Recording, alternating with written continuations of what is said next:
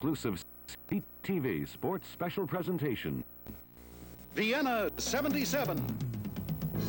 The World Hockey Championships pitting the Soviet Union, West Germany, Sweden, Finland, Czechoslovakia, the USA, Romania, and Canada in a battle for world hockey supremacy. Vienna 77, brought to you by Carling O'Keefe Breweries and General Motors of Canada Limited. This is the one the world watches.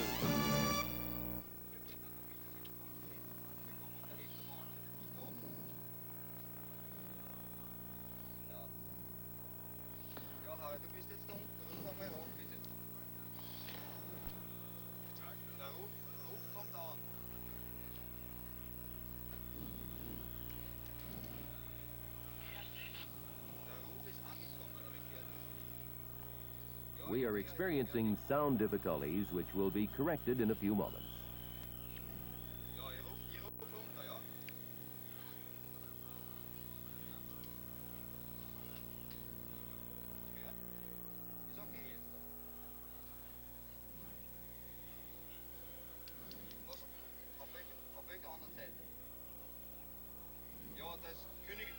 We are experiencing sound difficulties which will be corrected in a few moments.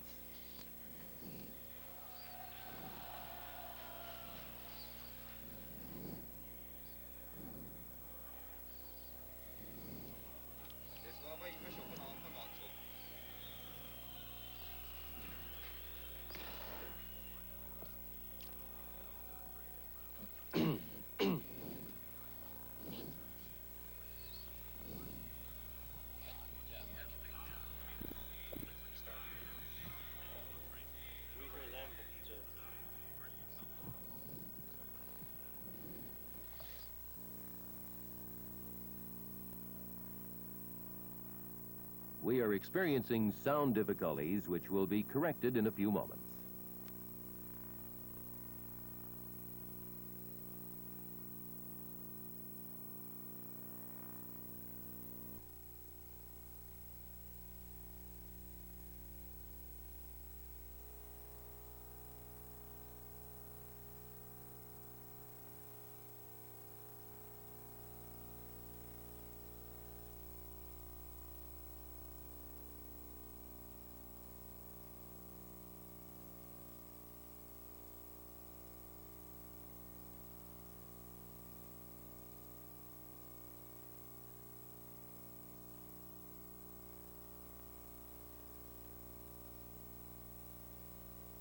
We are experiencing sound difficulties which will be corrected in a few moments.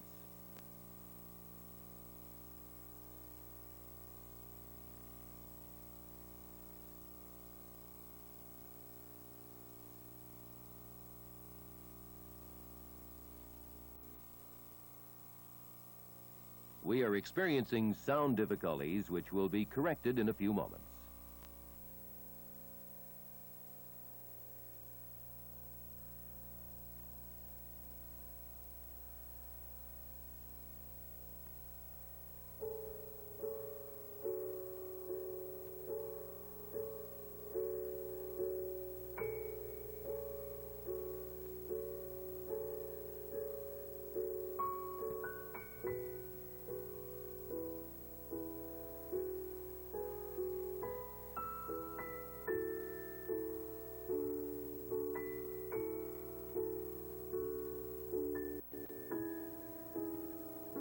We are experiencing sound difficulties which will be corrected in a few moments.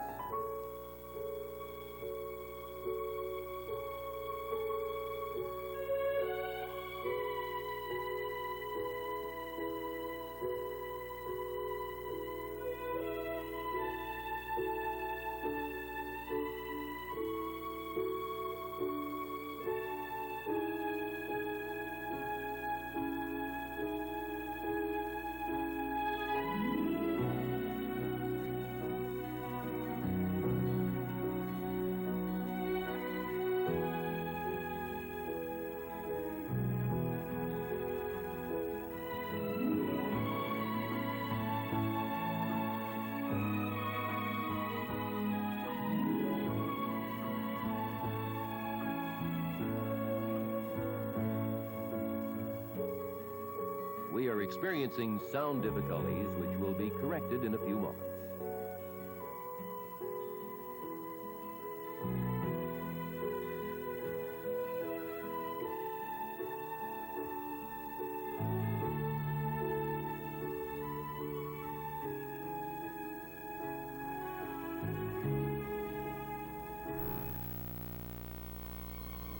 Pontiac wants to put a little sizzle into your life, because with the right car in your hands, the act of driving can be one of the truly pleasant things you do each day.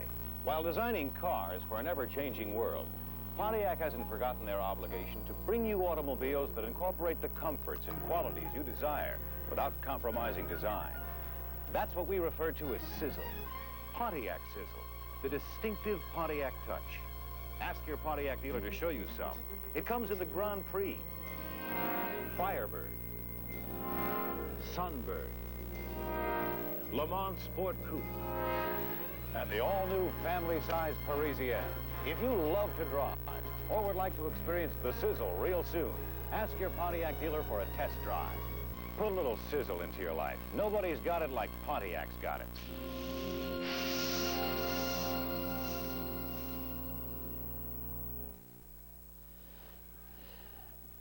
At the Stadthalle in Vienna, Bernie Pascal, along with Tom Watt, Bill Stevenson, and Johnny Esau, the two teams have made their arrival on the ice. And the Soviets are lining up at their blue line, and Team Canada lined up at their blue line. Referee for tonight's game will be Stig Kарлsson, wearing jersey number 3. And the Soviets in the familiar red, and now the fanfare prior to tonight's game.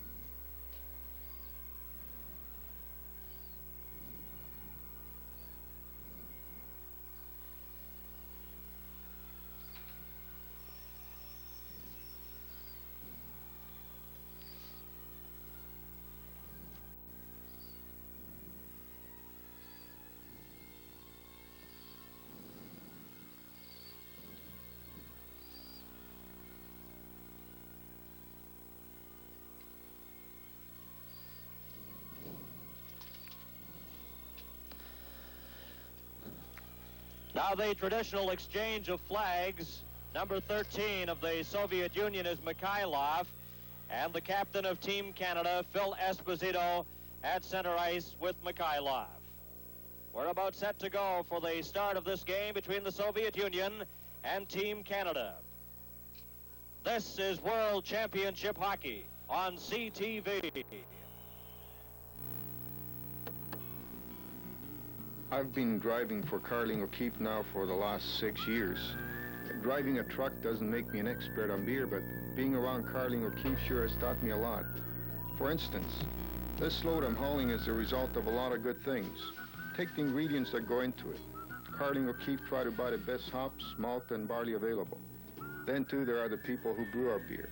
They're proud of their work. And when it comes to brewmasters, guys like Bob are tops. Their word is it. No compromises, no shortcuts. Good beer takes time and attention. They make sure it gets both, and plenty of it. Me, I just make sure that whatever brand of Carling O'Keefe beer you buy, it gets to you fresh. It all comes down to one thing. The best to you from the people at Carling O'Keefe.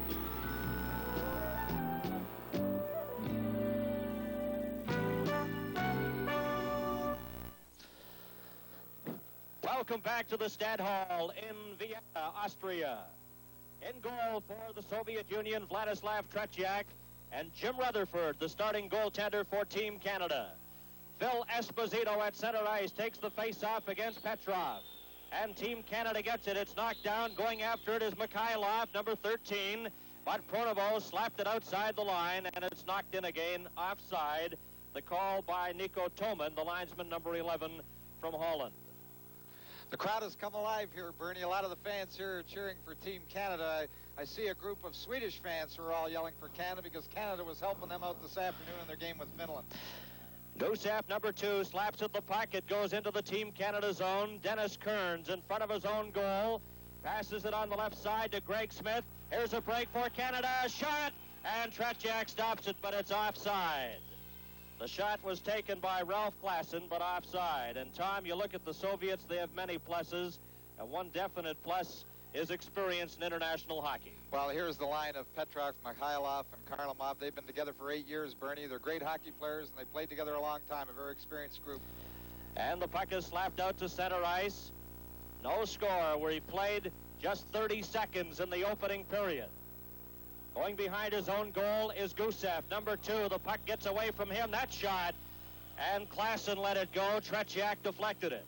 Puck is cleared up over the glass and out of play. And a look at the Team Canada bench. Trainer Rick Noonan in the red jacket from the University of British Columbia. Bill Waters in the blazer at the end of the bench, assistant general manager. The face-off will be to Tretьяк's left, just inside the Soviet blue line. Pierre LaRouche, number 16, at center now for this face-off. Slaps it over to Vale, and he's taken out of the play by Babanov. Babanov clears it up on the left side. A chance for Shadrin. He goes after the loose puck and is checked, and Rutherford out of the net, off the boards, and the puck is cleared to Paymon. Paymon can't get out. Here's a chance for Mальцев in front, and it just goes wide of the Team Canada net. Dropped back. Babanov at the point, tries to get it. Cleared in front. Soviet player Mальцев had it bounce away from him, and Luchenko just clears it to center ice to Yakashev. Up on the right side, going over the line is Mальцев. Into the corner, and he's squeezed out of the play by Phil Russell. Russell is number 23. Puck in behind the Team Canada net. Russell brings it out up on the right side, coming to center ice, and he backhands it right to Tretьяк, and he smothers the puck and holds on for a whistle. One thing that might be unfamiliar to Canadian fans, Bernie, is the fact that Team Canada, every one of the players is forced in international competition here, the World's Championships, to wear helmets, and we're not used to seeing them all with helmets. But it's a rule we had to work with. So all of the players, they're a little unfamiliar with wearing the helmets, but they must wear them in this tournament. And we played 1 minute and 35 seconds in the opening period. There's no score. The puck is back to the line, kept in by Vadne, and his shot just missed the net. Team Canada in the Soviet zone. The puck is slapped along the boards. McAdam gets it, clears it in front, and the Soviets break back. Coming out on the left side is number 8. That's Kapustin. Over the line, fires the shot. Rutherford holds it against the meshing. And we'll see the Soviets, Tom, in units of 5. And they change quite frequently, and it's pretty well all the time units of 5 on the changes. Yes, not only do they go on the same rotation, but the same defense combinations always play with the same forward line. Shots on goal up to this point. Canada has outshot the Soviets 2-0. But there is no score. Both teams are at full strength. The puck taken by Д.Смит. Backhands it into the Soviet corner. Vasiliev, number 6, lost it. Team Canada up with it. McAdam lets it go. That went sailing in front of the net. Puck is overskated. Here's McAdam in the corner for Canada, and he's checked. Referee tonight, number 3, is Stig Kарлsson. Д.Смит's weak shot is knocked down, and the Soviets come back. Balderis, number 26, over the line, and his shot goes sailing over the Team Canada net. McAdam tries to get the puck loose. He falls. Kept inside the Team Canada line, finally held against the boards, then slapped down the ice into the Soviet zone. And going back is Pervukin, but it's over 3 lines, and it's icing against Team Canada. Well, there we see the Soviet coach, Boris Kalagin, and the trainer as the Soviets players come to the bench. They have 3 coaches with their team, Kalagin being the head coach, with Loktev being one of his assistants, an old Soviet hockey player. Back to the live action. The puck is cleared back to the line. There's a shot, and Rutherford steers that into the corner. Soviet player number 13, Mikhailov, is checked. Harlamov, number 17, as the Team Canada player tied up. Walt McKechnie went after the puck, and it's cleared over to Sagankov. Sagankov slaps it off the boards. Going in after it is Petrov, number 16. But Karel Vadne gets there first. Clears it in behind the net. G.Smit then slaps it over to Rod Gilbert. Puck is back to the line, There's a shot, and Rutherford juggles it, and the puck goes loose. McKechnie, number 11, checked by Harlamov. Soviets keep the pressure on. Into the corner, and it's intercepted by G.Smit as he stole the puck from Petrov. No score. We're in the first period. Soviets keep it in. Gusev shot, and Rutherford this time holds on for the face-off. Well, Bernie, Johnny Wilson is using his fourth line. He had Raj Gilbert, Walt McKechnie, and he's moved Rick Hampton up, who is normally a defenseman, although he has experience as a forward, but he's played defense in most of the previous games, using the fourth line, trying to get the fresh legs against this Soviet hockey club. Face-off will be to Jim Rutherford's right. Both teams are at full strength. F.Эспозито, number 77, will take this face-off against number 19, Shadrin. And the puck goes to Dennis Kerns in behind his own goal. Over to Rasselл. Rasselll tries to get it out. It's stolen by Mальцев at the side. And Yakashev just had it knocked off his stick. Phil Rasselll inside his own blue line. Clears it off the boards into the Soviet zone. Pronovo goes in after it. And there's a whistle. This is World Championship Hockey on CTV. You're a kind of beer, you're a great tasting beer. Say oh be when the gang is all here. You're the beer we praise, the one we raise. When good fun and good friends are near. You're a frosty mug, you're a little fragile. It's a wee for you and me. Just say oh be for a fresh kind of pleasure. Oh Vienna, just say oh be. And from the face-off, the puck is taken back to Phil Rasselll. A pass up on the right side. Over the line, *Esposito* is robbed by Tretьяк. *Esposito* deflected that shot, but Tretьяk robbed him. There's no score. Babanov over to Luchenko. Pronovo checks him, and Pronovo falls. And he covers up the puck long enough for a whistle.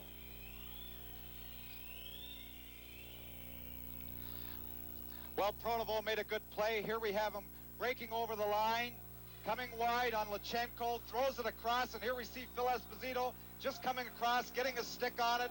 Tretьяk goes down, gets a piece of it, stops the puck as it goes wide of the net, but a close call for Phil Esposito. We've played 4 minutes and 45 seconds. In the opening period, there's no score. Pierre LaRouche out there at center now, clears the puck over to Eric Vale, and Rod Gilbert was checked. Or that's Wilf Paymont. Puck slapped out by Balderis. Here's a break going over the lines. Looked off in front, and Rutherford covers up. Big save by Jimmy Rutherford. Well, Jimmy Rutherford made a great save there. Zhlukhtov, who came in from the side, breaks down the side with the puck, slides it across. Here we have Kapustin moving. Rutherford coming across the net. Kapustin can't get all the wood on it. Makes the save as it goes under his pad. Face off to the right of the Team Canada net. Back to the line. There's a shot. And Vasiliev let that go over the top of the Team Canada net. Puck is slapped out to center ice. A race for it. And back there is number 12, Pervukin. Pervukin feeds that pass to Zhlukhtov. He's checked by Pierre LaRouche. And going back inside his own line, Pervukin. Passes over to Vasiliev, and he goes in behind his own goal. A pass right up the middle for Shalamov on the right side, and the puck just failed to get to Zhlukhtov, but carrying on is Kapustin. And Team Canada's Eric Vale to Pierre LaRouche. There's a shot, and Tretьяк deflects that high and out of play. A reminder, the telecast of this game is presented solely for the interest of our viewers. And from Vienna, World Championship Hockey.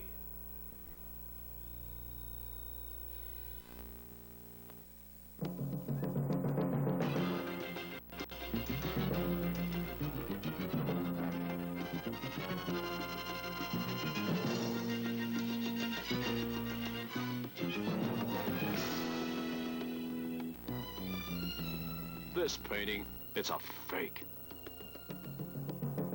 For some people, only the original will do. Chevrolet Monte Carlo. The original. No score here at the Stadthalle in Vienna, and we hope you're enjoying this telecast, presented solely for the interest of our viewers. under copyright of Arthur Harnett Enterprises Limited.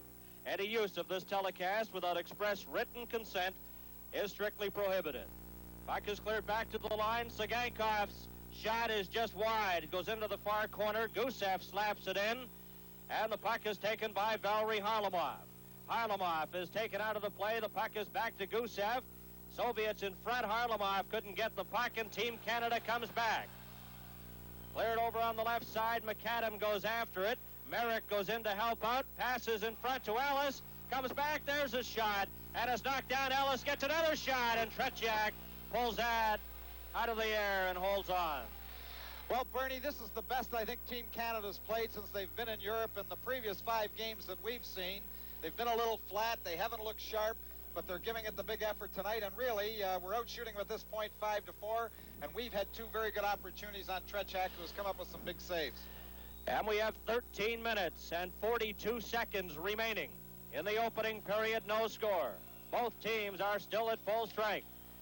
Out there, number 13, Mikhailov, had the puck bounce off his helmet, and he goes to the bench right away as the Soviets break in again.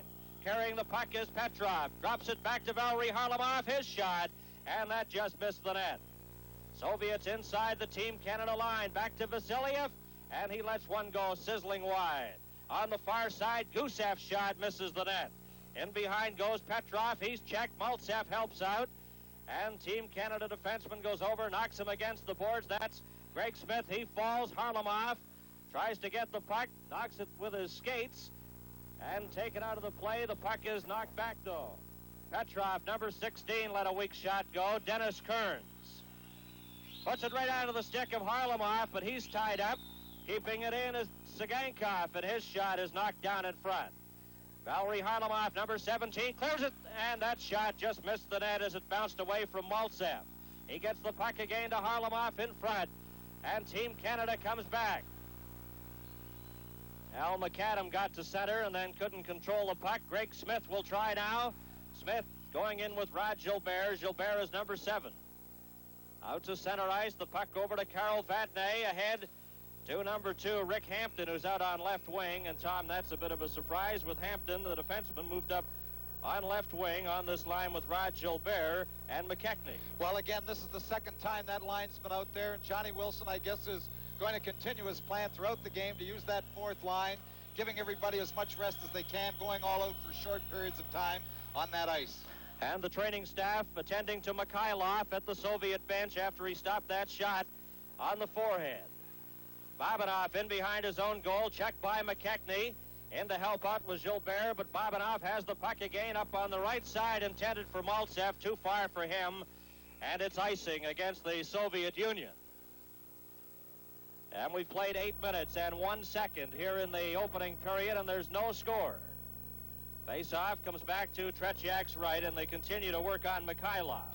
Well, the Soviets here are putting the patch over Mikhailov's eye. It looks like they have a little bit of a butterfly there, not stitching him up on the bench. Probably going to wait till the end of the period. Adversaire, chaque rival, ce qui n'est pas facile, et on a pu voir il y a quelques instants la sortie de Mальцев. Et là, Gilbert qui renvoie le tir. Hampton a raté une chance inouïe. McKechnie dans le coin, épreuve de force avec Babinov, rondelle libre. Un beau relais vers Rasselll, et Rasselll, quel bévue, a renvoyé le disque au centre. Hampton maintenant tente de faire une passe, n'est non réussi. Et là, McKechnie vers Gilbert, arrêt de Tretjak, rondelle libre, relancé, qui rate le peu. Ça met du bâton de Bill Rasselll en contre-attaque. Là, c'est le but des Soviétiques, le numéro 26. Helmut Balderis. Et c'est toujours ce qui se passe quand on rate de belles chances à une extrémité. Assez difficile à s'expliquer.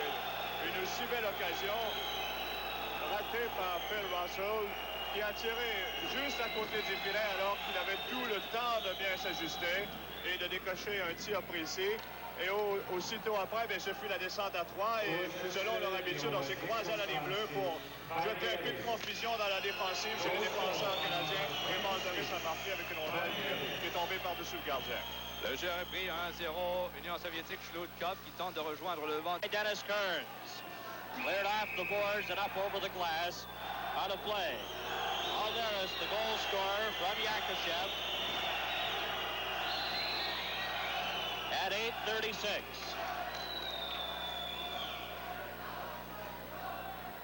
I understand we've been having transmission problems with our French feed being carried momentarily on the English network of CTV, but I think now we have that problem rectified, as you can appreciate, with many telecasts originating from the Stadthalle going to several countries. There could be several problems. Puck is taken in over the line. Kerns slaps it out to center ice, and the Soviet Union, on a goal by Balderis, are leading 1-0.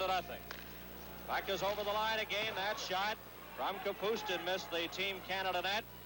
Slapped out by Ralph Klassen to F.Éspozito. He tried to feed Pronovo, and the Soviets break it up. Over to Balderis. He's knocked against the boards, and the puck inside the Soviet line, and back for it is Vasiliev, number 6. A lead pass on the left wing goes Luktov, and the puck was stolen from him by Dennis Kerns. Kerns, a lead pass for F.Éspozito. Ésposito to the Soviet line and over, going in with Pronovo, and they're forced to go back onside as the puck was knocked over the blue line. Carried on this time by Vadne. Right to Vasiliev.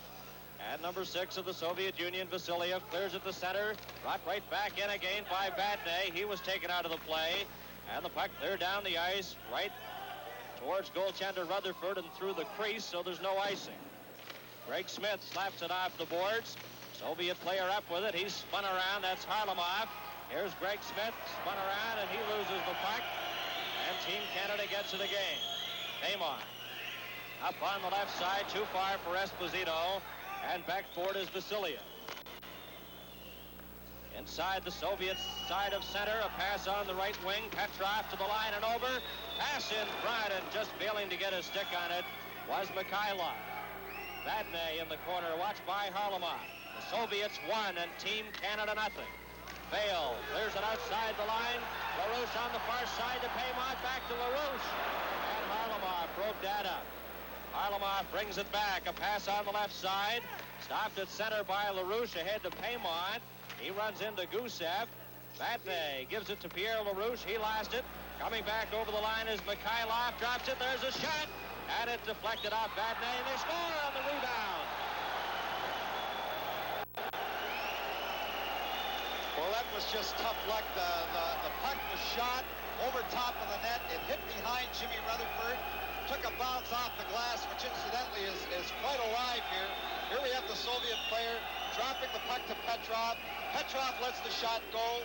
It deflects over top of the net. Here we see the puck bouncing back over top of the net. Harlamov standing right in front, shoots it by Rutherford. From Vienna, this is World Championship Hockey. You're looking good. I think that you Look good, darling. I don't care. Ooh, you look so good. Buick Century, looking good with a spirited, smooth-performing V6 that's reliable and practical in the Buick tradition. Here's luxury, ride, and quality that spans time and distance and comfort. Buick Century, you're looking real good. Play just underway. The puck inside the Soviet line. Kerns moves towards the front of the net. Puck is taken there by Merrick. Merrick slaps at it. Tretjak makes the stop, and back come the Soviets. Luchenko clears it outside his own blue line. The Soviet Union on goals by Balderis and Harlamov are leading 2-0. And we have 7 minutes and 57 seconds remaining in the opening period. Mikhailov was stopped as he fed the puck ahead to Zluktov. Now Babanov, number 4, will try. He gives it to Mikhailov, circling inside his own line. Up on the right side, Kapustin, and Rutherford comes way out of the net. And he gives it up to Phil Russell. Russell to McKechnie, ahead. Over the line goes Rod Gilbert to Rick Hampton. And Hampton's knocked off the play. The puck is cleared over the glass by Vadne and out of play. Team Canada bench, the third game for Team Canada in the World Hockey Championships. They defeated the United States 4-1, but they lost to Sweden 4-2. And they're trailing this game 2-0. 7 minutes and 28 seconds remain in the first period. Vasiliev off the boards, intended for Balderis, and they're covering up as number 20, Д.Смит. Д.Смит clears it into the Soviet zone. Going back in behind his own net forward is Pervukin. Pervukin, number 12, a pass up on the left side. The Soviets come back.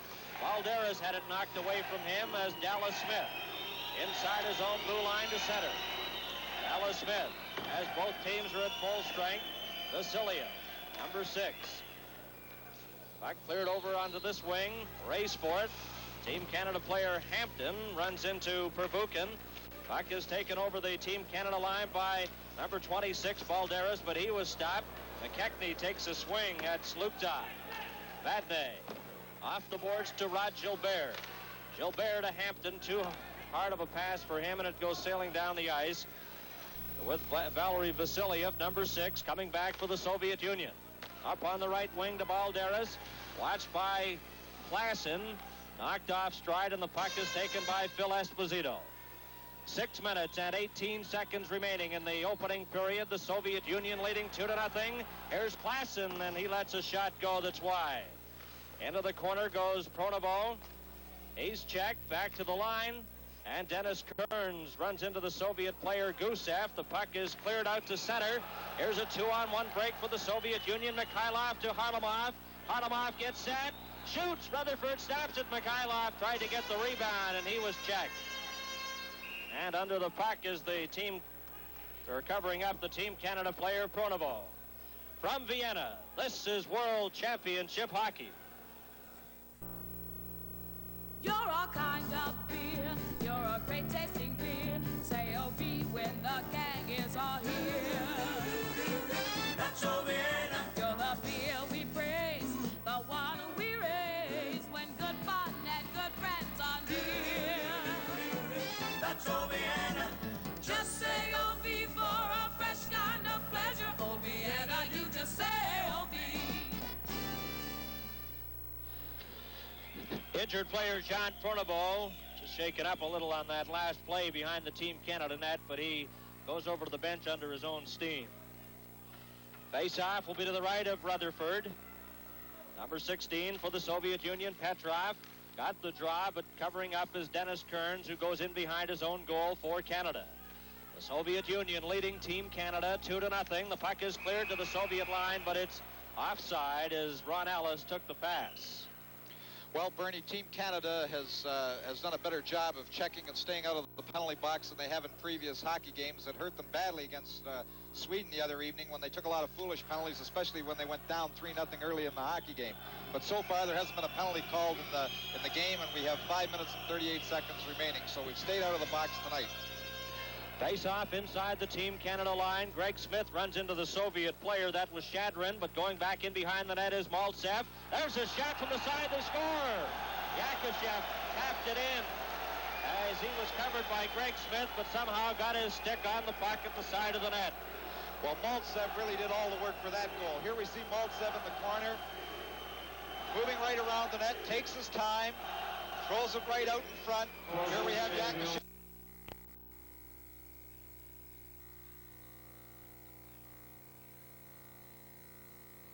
Who was standing unmolested off the side. Yakashev sneaking in behind the Team Canada defenseman Г.Смит. And as Tom mentioned, Smith got there just a second too late as Yakashev had sent the puck under Jim Rutherford, and the Soviet Union leads 3-0. And we have 5 minutes and 23 seconds remaining here in the opening period. Babanov clears the puck, circling around center ice. Mikhailov. Soviet Union at full strength. Yakashev had the puck bounce away from him. Goes over the line, and the players hold it there for a whistle. Balderis from Yakashev at 8:36, the first goal. Harlamov from Petrov at 11:09 was the second goal. And Yakashev getting that last goal at 14:32. And Mальцев assisting on the third Soviet Union goal. Pervukin at his own blue line, drops it into Vasiliev. And Vasiliev over to an open wing, but there to pick it up is Balderis, number 26. He has scored one of the Soviet goals. He was checked by Pierre LaRouche, and he's looking for the official. Vasiliev then clears it, hit the Soviet player's skate, and back in after it is Kapustin, number 8, gives it to Slukta. Lukov tries to backhand it over. LaRouche stopped him. Here comes Esposito into LaRouche, and he failed to get it. Oh, and Vasiliev almost shot it right on his own net. Just hit the mesh behind. Lukov, number 22 for the Soviet Union. Up on the left side, it stopped. Backhanded in. Vasiliev knocks it down. Going after it is Vale. Vadne has it in front. Drop back. Vale gets a weak shot. Vadne deflects it. Over to Vale again. And he's spun around. Gets the puck over momentarily. Then he's checked. And the puck is brought back inside the Team Canada line. Russell runs into the Soviet player, but Russell falls. This is Balderis. He's stopped. LaRouche goes after the puck, left it there for Russell. Russell over on the far side to McAdam. He overskated it. And the puck is knocked outside the blue line. Balderis gives it right to Al McAdam. McAdam to Russell. Russell tried to feed it in front. The Soviet players, Lukov knocked it down. Kerns tried to feed a pass over. It's taken by Mikhailov. We have 3 minutes and 31 seconds remaining in the opening period. The Soviet Union leading 3-0. Vladimir Petrov inside his own blue line, drops it back to Vasiliev. Knocked out to center ice, stopped inside the Team Canada line, and Canada coming back, led by Merrick. Merrick, number 12, over the line, drops it over to McAdam. McAdam is checked by Mikhailov, still has it, drops it into the corner, pass in front, intercepted by the Soviets. And number 16, Petrov, tried to get that puck ahead to Mikhailov, but it was icing against the Soviets. From Vienna, this is World Championship Hockey. 1977 Chevy Nova. See what 15 years of refining can do for a compact car. An efficient 250 L6 engine, double panel construction, full foam seats for 6 people, for fighting rust and corrosion, ideas like inner fenders, and more. How much more? Ask one of the 25,000 Canadians who bought a Nova last year. They know. Boy, do they know.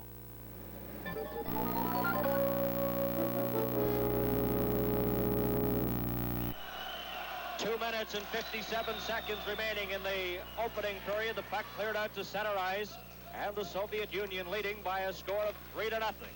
Balderis, Harlamov, and Yakishev have been the goal scorers here in the opening period. G.Smit clears the puck into the Soviet zone. Gusev fires it right back out. Vadne slapped away at it. Valery Harlamov, number 17 for the Soviet Union. Puck was knocked away. McKechnie now has it for Team Canada. Drops it back to Vadne. Vadne circling to the right of Rutherford, ahead to McKechnie, and he deflects it down the ice. This will be icing, and brought back to the right of Jimmy Rutherford. Babanov, number 4, one of the great young defensemen of the Soviet Union, heading out. Number 16 is Petrov, and number 7 is Sagankov. Number 2, the veteran defenseman Alexander Gusev, who has one of the hardest, most accurate shots on the Soviet Union hockey team. 2 minutes and 19 seconds remain, and action underway here in the opening period. Puck is over to Shadrin. Shadrin over to Yakishev. Yakishev had it bounce away from him. Dennis Kerns goes in to get it. And Kerns at the side of his own goal. Out to Pronovo. Pronovo gets it outside the blue line. Goes after it. Klassen tried to get it at center, but there to cover up is Shalamov. To Babanov. Babanov, number 4, brings it out for the Soviet Union up on the left side. Soviets on the attack. Kerns broke up that rush. 1 minute and 45 seconds remaining. Number 19 is Shadrin. Gives it over to Yakishev. Yakishev up on the left wing side to Shalamov, and Kerns broke that up. Pronovo slaps it ahead to F.Эспозито. Goes into the Soviet zone. Babanov off the boards, and it comes outside the line where Dennis Kerns has it. Kerns just clears it into F.Éspozito. It's offside at the Soviet blue line. Well, Team Canada is trying to get that play at the blue line, make a nice little play to move in to get the shot. They're having difficulty if they're forced to dump the puck in. The Soviets, if they gain possession quickly, move it out quickly and control the puck. And it does little to Team Canada if they're going to continue to dump the puck in just into the corner, because once that Soviet team gains possession in there, they don't give it up easily. 1 minute and 23 seconds remaining. Soviet Union leading 3-0, and both teams at full strength. Д.Смит He lost it momentarily, gets it again ahead to Eric Vale, and Vale clears it down the ice. Vasiliev in front of his own goal, a long pass on the far side intended for Shalamov, broken up by Karl Vadne. Vadne had it fed over to Paymont, who in turn lost it to Zhlukov, and the Soviet Union brings it back over the line again, and then it was slapped out all the way down the ice. Verbuchen with 51 seconds remaining. Number 26 is Balderis, leads the pass over. Over the line goes Kapustin, a pass in front, and it's broken up by Vadne. 39 seconds remaining in the opening period. Back comes Team Canada. Д.Смит clears it in way wide of the Soviet goal. In after it goes the Soviet player Vasiliev. He's tied up at the side. And Tretjak was knocked out, and the Team Canada player couldn't get a shot. As there's a mix-up in the corner, Vasiliev and Paymont are holding on to each other, exchanging a few glances and words, but that's about the extent of it. Icing is the call against the Soviet Union. Well, there we have Valery Vasiliev, and he's one of the hitters on the Soviet club. Probably the best body checker they have of all their defensemen, and he doesn't mind mixing it. And he took Paymont pretty hard into the boards after the play was made coming out of the corner. Vladislav Tretjak will be 25 years old tomorrow. He's been playing with the national team for 8 years. And what a performer he's been for the Soviet Union, and he's kept Team Canada off the scoreboard in this game. Up to this point, with 20 seconds to go, it's 3-0 for the Soviets. Esposito will take this face-off against Petrov. It's dropped back to the line. There's a shot, and Tretjak holds on with 15 seconds remaining. Balderis, Harlamov, and Yakashev have been the goal scorers here in the opening period. Face-off again to the left of Tretjak, who wears sweater number 20. Phil Esposito, Pronovo on the left side. All set now. Soviet player came into the face-off. Petrov a little late as he went over to the bench. Puck cleared in front, and is taken by Mikhailov. Mikhailov on the right side. Dumps it out to center. There's a long shot, and Petrov missed the net on that one. As we have 1 second, there goes the horn, and the first period is over. And a rather interesting statistic in the shot department there, Tom. Yes, the shots are even. The Soviet Union 9, Canada 9, but the Canadian team didn't have a shot on goal in the last 7 minutes of that period. So Canada started well, but the Soviets took over midway through the period. On goals by Balderis, Harlamov, and Yakashev, the two teams skate off the ice with the Soviets boasting a 3-0 lead. A reminder, this is World Championship Hockey on CTV. You're a kind of beer, you're a great tasting beer. Say oh vee when the gang is all here. You're the beer we praise, the one we raise when good fun and good friends are near. You're our frosty mug, you're our little brown jug. It's oh vee for you and me. Just say oh vee for a fresh kind of pleasure. Oh Vienna, you're our kind of beer.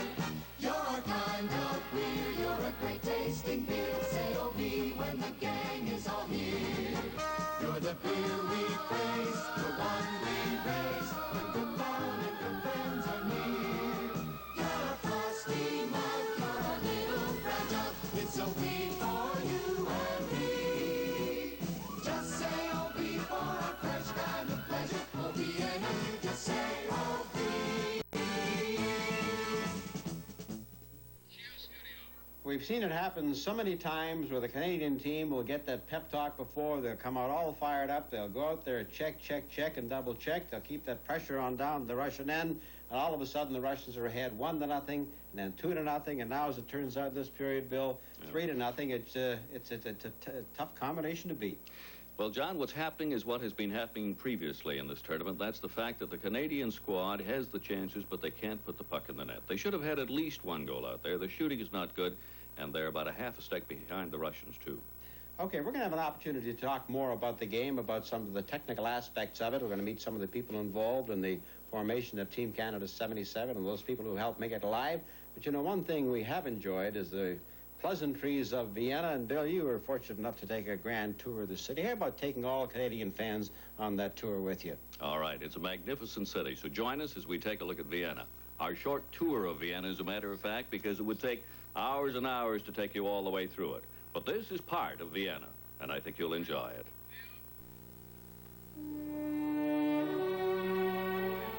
Ideally, the praises of Vienna should be sung rather than written. And the song should be about this city of the muses, this capital of music, or as they say in Vienna, Stadthalle, the city of song. The charm of the old city, 2,500 years old, one of the 23 districts that make up this natural center of Europe, peopled by 1,800,000 inhabitants. Hero Square, part of the Imperial Palace.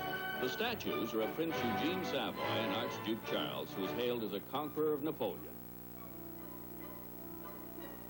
The Hofburg Imperial Palace, one-time residence of the ruling Habsburgers, and an outstanding example of Baroque architecture.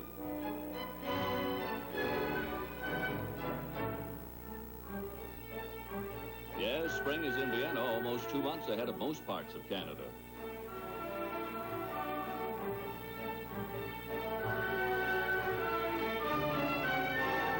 The tourists congregate at the famous clock at Vienna's Hoher Markt at 12 noon. They stand in awe as the life-size figures representing kings and emperors of Austria go on parade. It was built in the 1500s.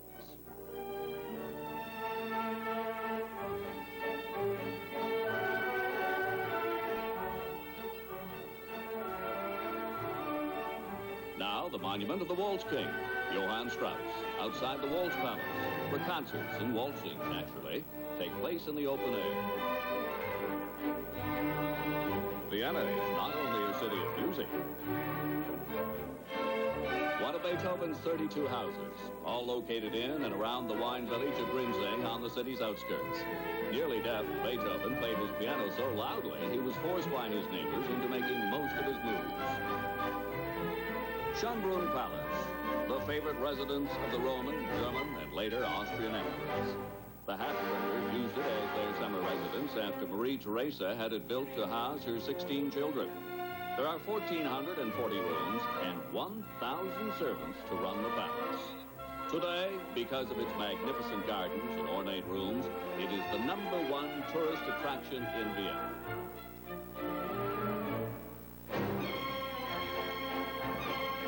The Viennese feel that their city and its music will soften the heart of the most hard-boiled cynic or sophisticated cosmopolitan. And we at CTV agree most wholeheartedly. And as the Viennese say, we should sing about Vienna. So, Johnny, off feeder say. Bill, that was only a part of this gorgeous city, and hopefully we're going to get a chance to take the trip around before the series is over. We'd like to see the Blue Danube. We would like to see the Opera House, St. Stephen's. Oh, many more. Magnificent. Well, this is World Championship Hockey on CTV. We've got bigger Chevette and over now going for you. Going for you. Monster Camaro Corvette, all going for you. Going for you. Just take a look at all our Chevy small cars, and we'll bet you'll want to get a little Chevy going for you. We've got bigger Chevette and over now going for you. Going for you. Economy's right there, just going for you. Going for you. And all the spirit you can get, you'll find in Monza Camaro Corvette. Come on and get a little Chevy going for you. We've got bigger Chevette and over now going for you. Monza Camaro Corvette, all going for you. Just take a look at all our Chevy small cars, and we'll bet You wanna get a little Chevy going for you. Get a little Chevy. Get a little Chevy. Get a little Chevy. Now I'd like to welcome to Vienna Mr. Rod McGuinness, the president of Carling O'Keefe Canada Limited. And we would like to thank you on behalf of all sports fans across Canada for the support you and Carling O'Keefe have given, not just to Team Canada 77, but last year for Canada Cup and all your associations. Thank you very much, Johnny. It's a pleasure on behalf of Carling O'Keefe to add our support in whatever way possible. We know that it's a large undertaking. It takes a lot to make a show like this work, and all we're here to do is help. Well, we're down for the moment, but I think you're looking upon this as a long-term association. Just I hope so. Very much so, Johnny. Last year, I think you could say, was the start of a long association, hopefully, with Carling O'Keefe and international hockey. We feel that hockey has matured now to such a point that all of the world and Canada are interested in this kind of competition, and we hope to participate in it for a long time in the future.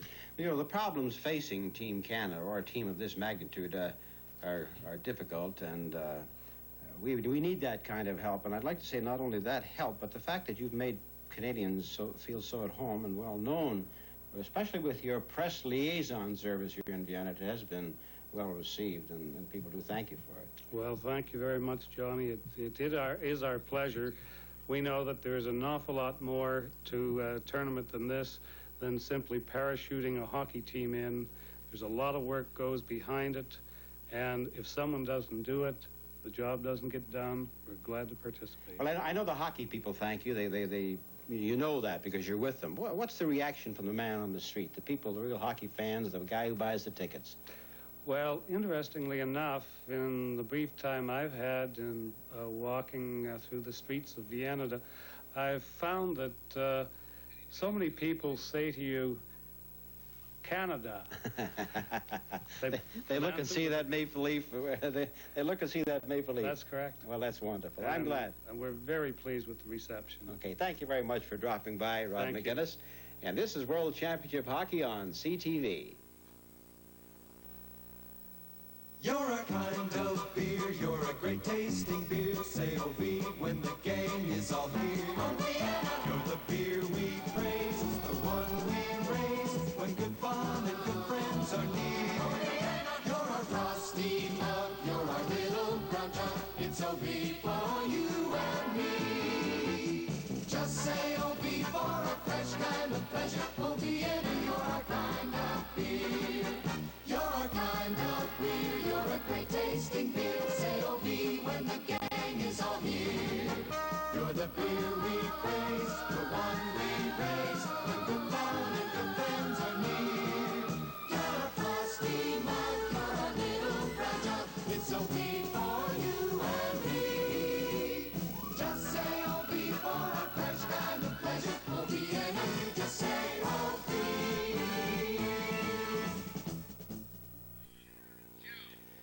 And so the first period is over. Canada is trailing by a score of 3-0, and the reasons why that, of course, is a 3-0 gap at this point. I think on play, as Tom Watt pointed out, it was all even on shots on goal at 9-9, but as is usually the case, we're usually coming from behind, struggling. And let's go meet Bill again with his guest, Don Lever, and find out one of the 2 or 3 or 4 of the reasons why it happened, Bill. Well, Don, first of all, I know you're disappointed at not playing. You were a good goal scorer with Vancouver Canucks, and obviously one of the problems with this club is not just checking, which they thought would be the problem. They're not scoring goals.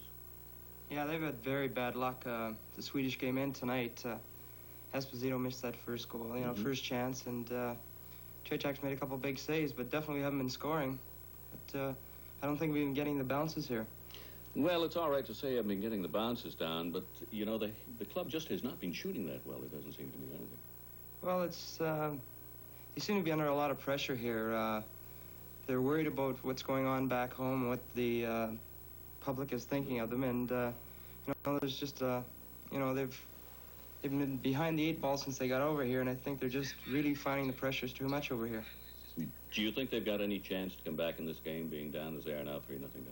Well, you never give up, and I'm certainly, if I was there or any one of us were there, you'd never give up. Hopefully we'll get a few breaks, and if we can chip away and get one, and they don't get any, get 1 or 2, we can be back in the ballgame. Well, you say chip away. Do you have to start playing or keep playing type defensive hockey, or do you have to be behind 3-0 now, open up and just let her go, either get back in this hockey game or lose 6 or 7-0?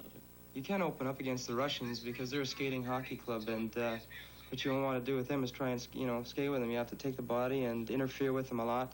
You start skating, and they're going to do things with the puck. So they just have to do the same thing, go up and down, and, you know, a little more body contact, a little more forechecking, I would think. Okay, well, thank you very much, Don Laver. We'll be back to you just a little later, but let's go upstairs now to Tom and Bernie.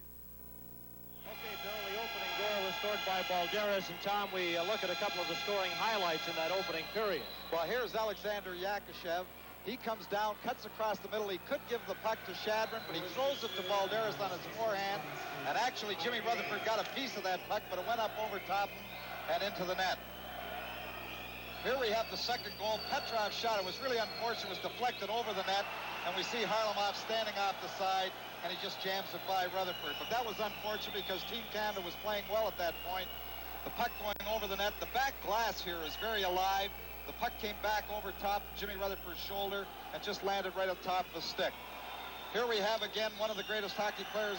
Well, here we're seeing the second shot. Petrov, again, there's the deflection over the net. Bounds off the glass. There it is, coming right on the side. You'll never get an easier goal than that. That was 11:09 of the second period, and Yakashev scored on this play. Here's Mальцев. The Canadian defense was sleeping a little bit. Throws it right across the front. They left Yakashev all by himself, and he just jammed it by Rutherford very quickly. But Mальцев had all kinds of time to get the puck in the corner, go around the net, throw it right out in front to Yakashev. Here he is again. When there's no Canadian defenseman here, he has time, takes it behind. There we have the Canadian defenseman losing track of Yakashev at the end, and he just jams it right by Rutherford for the third goal. And the young defenseman G.Smit there had Yakashev sneak in behind him. Now let's go back to Johnny Esau in our studio. You can't bounce that puck straight off the boards, but you could off the glass, and it turned out to be a goal. This is World Championship Hockey on CTV.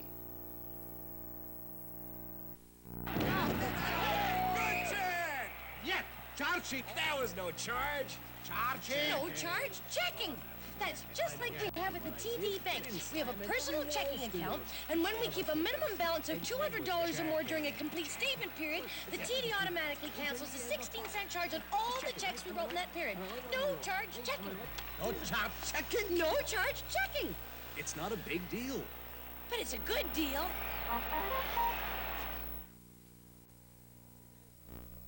Ever wondered why Planters mixed nuts cost more than a bargain brand? Let me show you.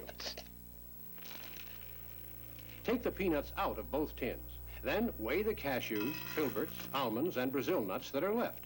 Bargain brand, Planters.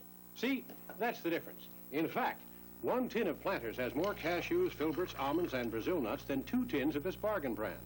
There are lots of bargains. There's only one Planters. Second period just underway, and Dennis Kerns has the puck to the side of his own net, forced to go back into the corner after it. The Soviet Union leading 3-0. Both teams start the second period at full strength. We have not had a penalty in the game so far. In behind the net goes Smith. He's checked. Esposito goes in to help out, and they hold it long enough for a whistle. Well, one of the interesting things about European and international arenas is the amount of space behind the net. 13 feet from the goal line to the backboards, and that gives a lot of room for defensemen to handle the puck, and they throw it against the boards. The Soviets do a very good job throwing it from side to side. That extra 3 feet gives you a lot of room to move that puck behind the net. Pierre LaRouche will take this face-off against Shadron, number 19. Puck is knocked back. Yakashev is spun around by Paymont, and Vadne has the puck. He stops. Shadron gets it again for the Soviet Union. Yakashev into the corner. Bumps with Vadne. Mальцев feeds it in front to Shadron. Back to the line to Luchenko. Luchenko right in front. Here's a chance. There's a penalty coming up, the first of the game against Team Canada. Puck is cleared. Bale touches the puck, and the whistle is blown. A charging call against Team Canada. From Vienna, this is World Championship Hockey. You're a kind of beer, you're a great tasting beer. Say oh beep when the gang is all here. Oh Vienna, you're the beer we praise, the one we raise when good fun and good friends are near. Oh Vienna, you're a rusty mug, you're a little round jug. It's oh beep for you and me. Just say oh beep for a fresh kind of pleasure. Oh Vienna, you just say oh beep.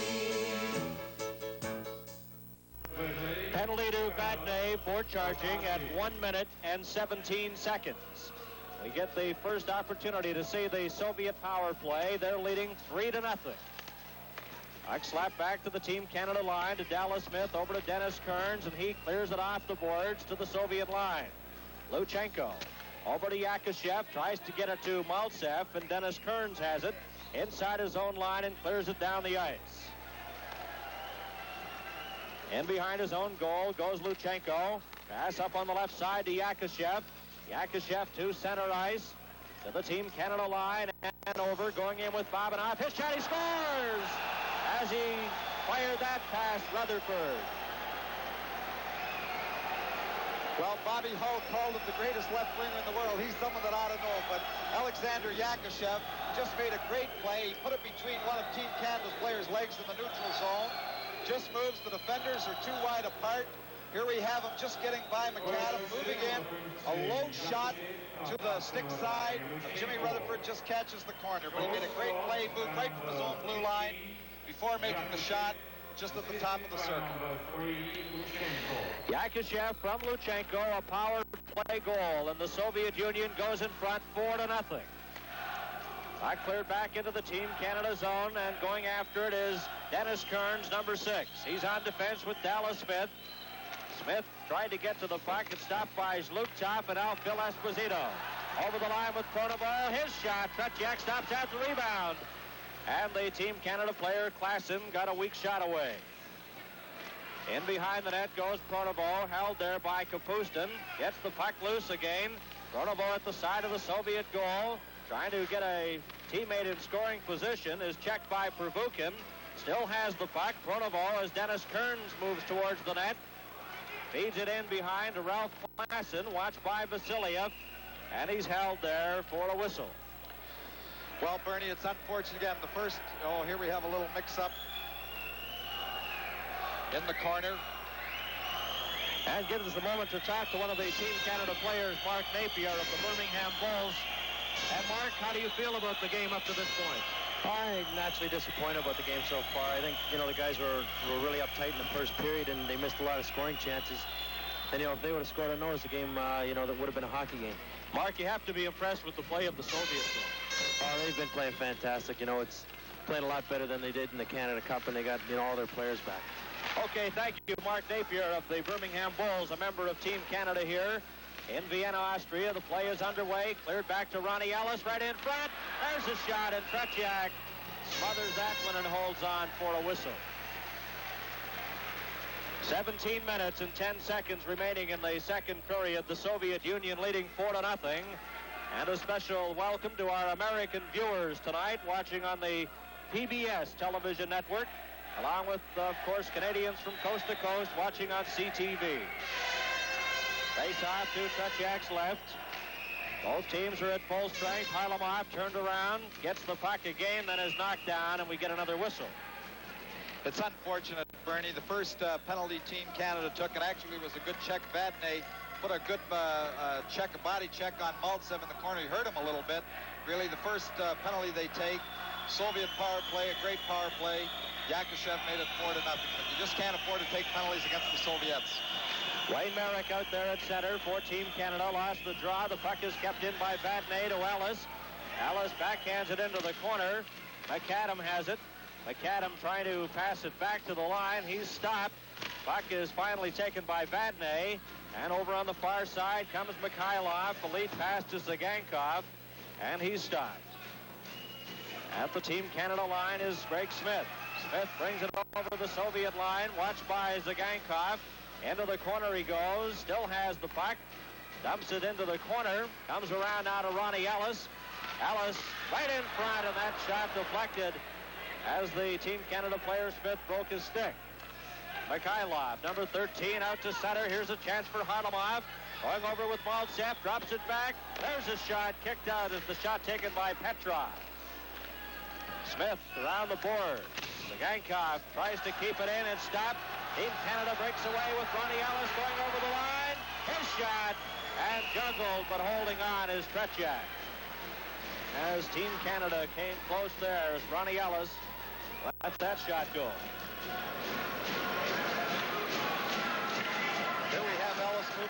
side. He uses the center McKechnie as a decoy, but lets the shot go. Here's Tretьяк having a little trouble with it, trying to find the handle. McKechnie moving in, looking for a possible rebound. And we played 3 minutes and 58 seconds here in the second period. The Soviets leading 4-0. Face-off to Tretьяк's left. Mальцев skates into the face-off position before the puck is dropped. Yakashev gets it back after the draw. A lead pass there for Shadrin on the right side. Soviets coming back over the Team Canada line. And the Soviet player Shadrin goes after the puck. Shadrin right in front, knocked down by Dennis Kerns. Puck out to center ice. Team Canada breaks away. Hampton gets that, lets it go, and that missed the net. At the Soviet line, it's finally cleared down the ice, and Phil Russell has it in front of Rutherford, gives it to McKechnie. Puck bounces out to center ice, cleared over on the far side.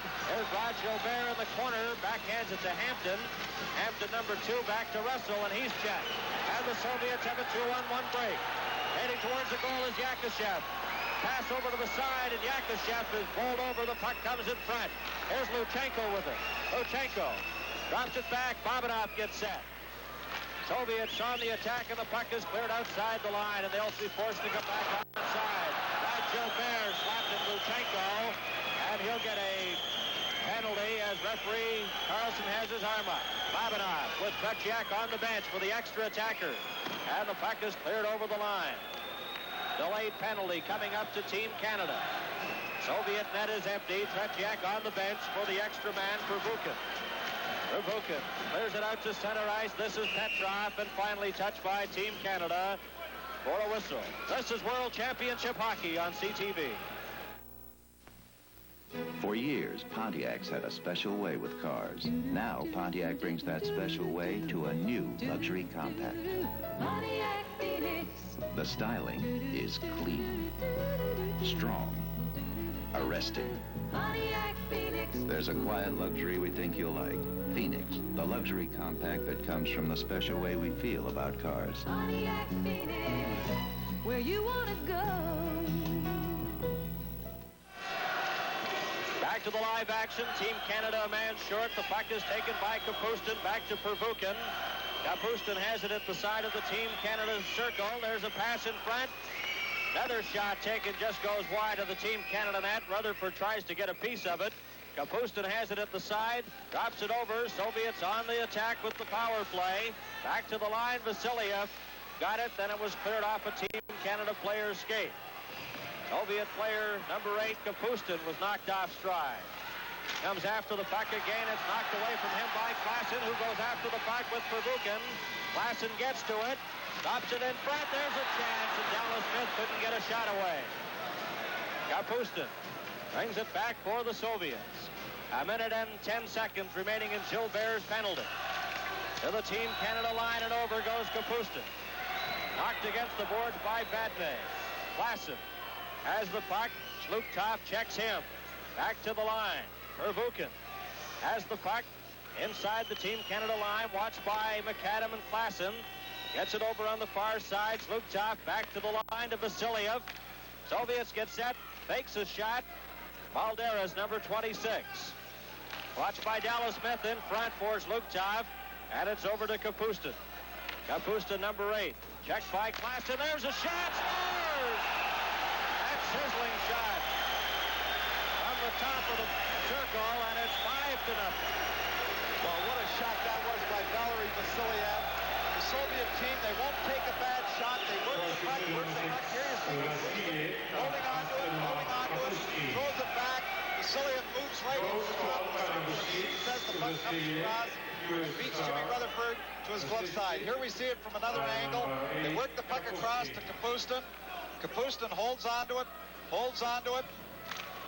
Now here we have Vasiliev moving in. You can just see him out of the top corner of your picture. Lets it go all in one shot. Jimmy Rutherford can't quite find it with his glove. But 2 power play goals for the Soviets on the only 2 Canadian penalties. And it's 5-0 for the Soviet Union. Zagankov clears it into the Team Canada zone, and back in after it is Dennis Kerns. Both teams are back at full strength. Kerns runs into the Soviet player Mikhailov. Mikhailov feeds Harlamov, and Russell checks him. Kerns goes after the puck, can't get to it. There to cover up his Paymont to Russell.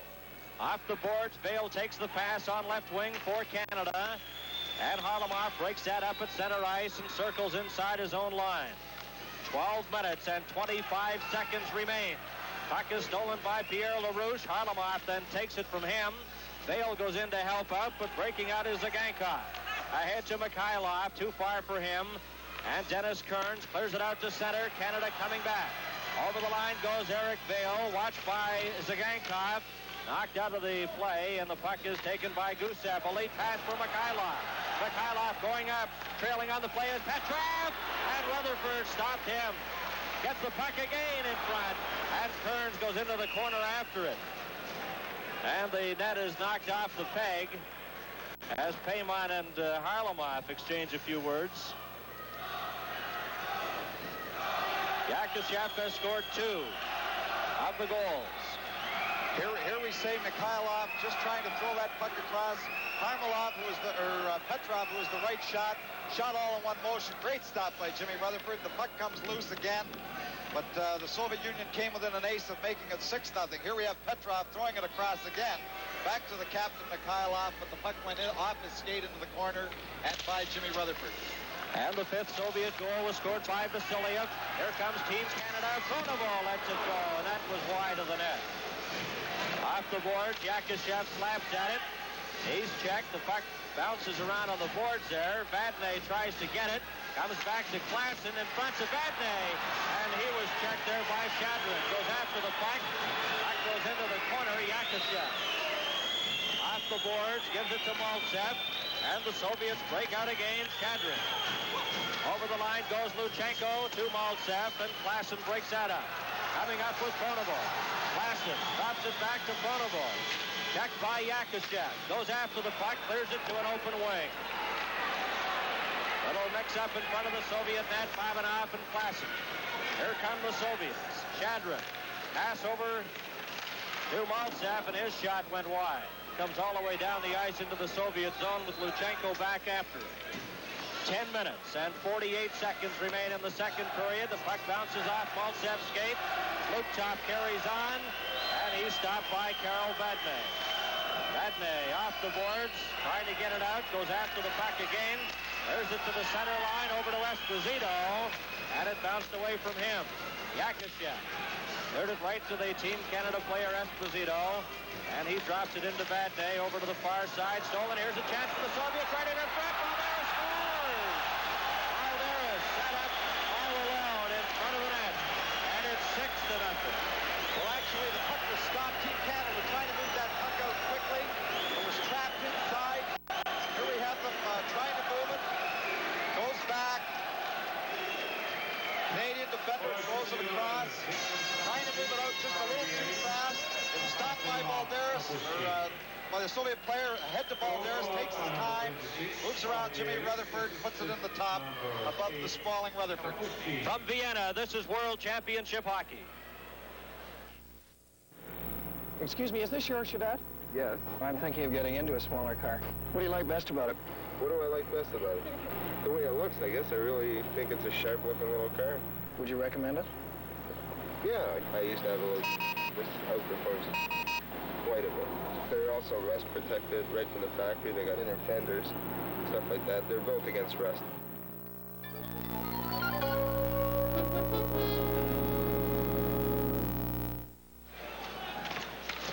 Time of the last goal, 9 minutes and 40 seconds of the second period. It's 6-0. Back over the line, a pass in front for Ronnie Ellis.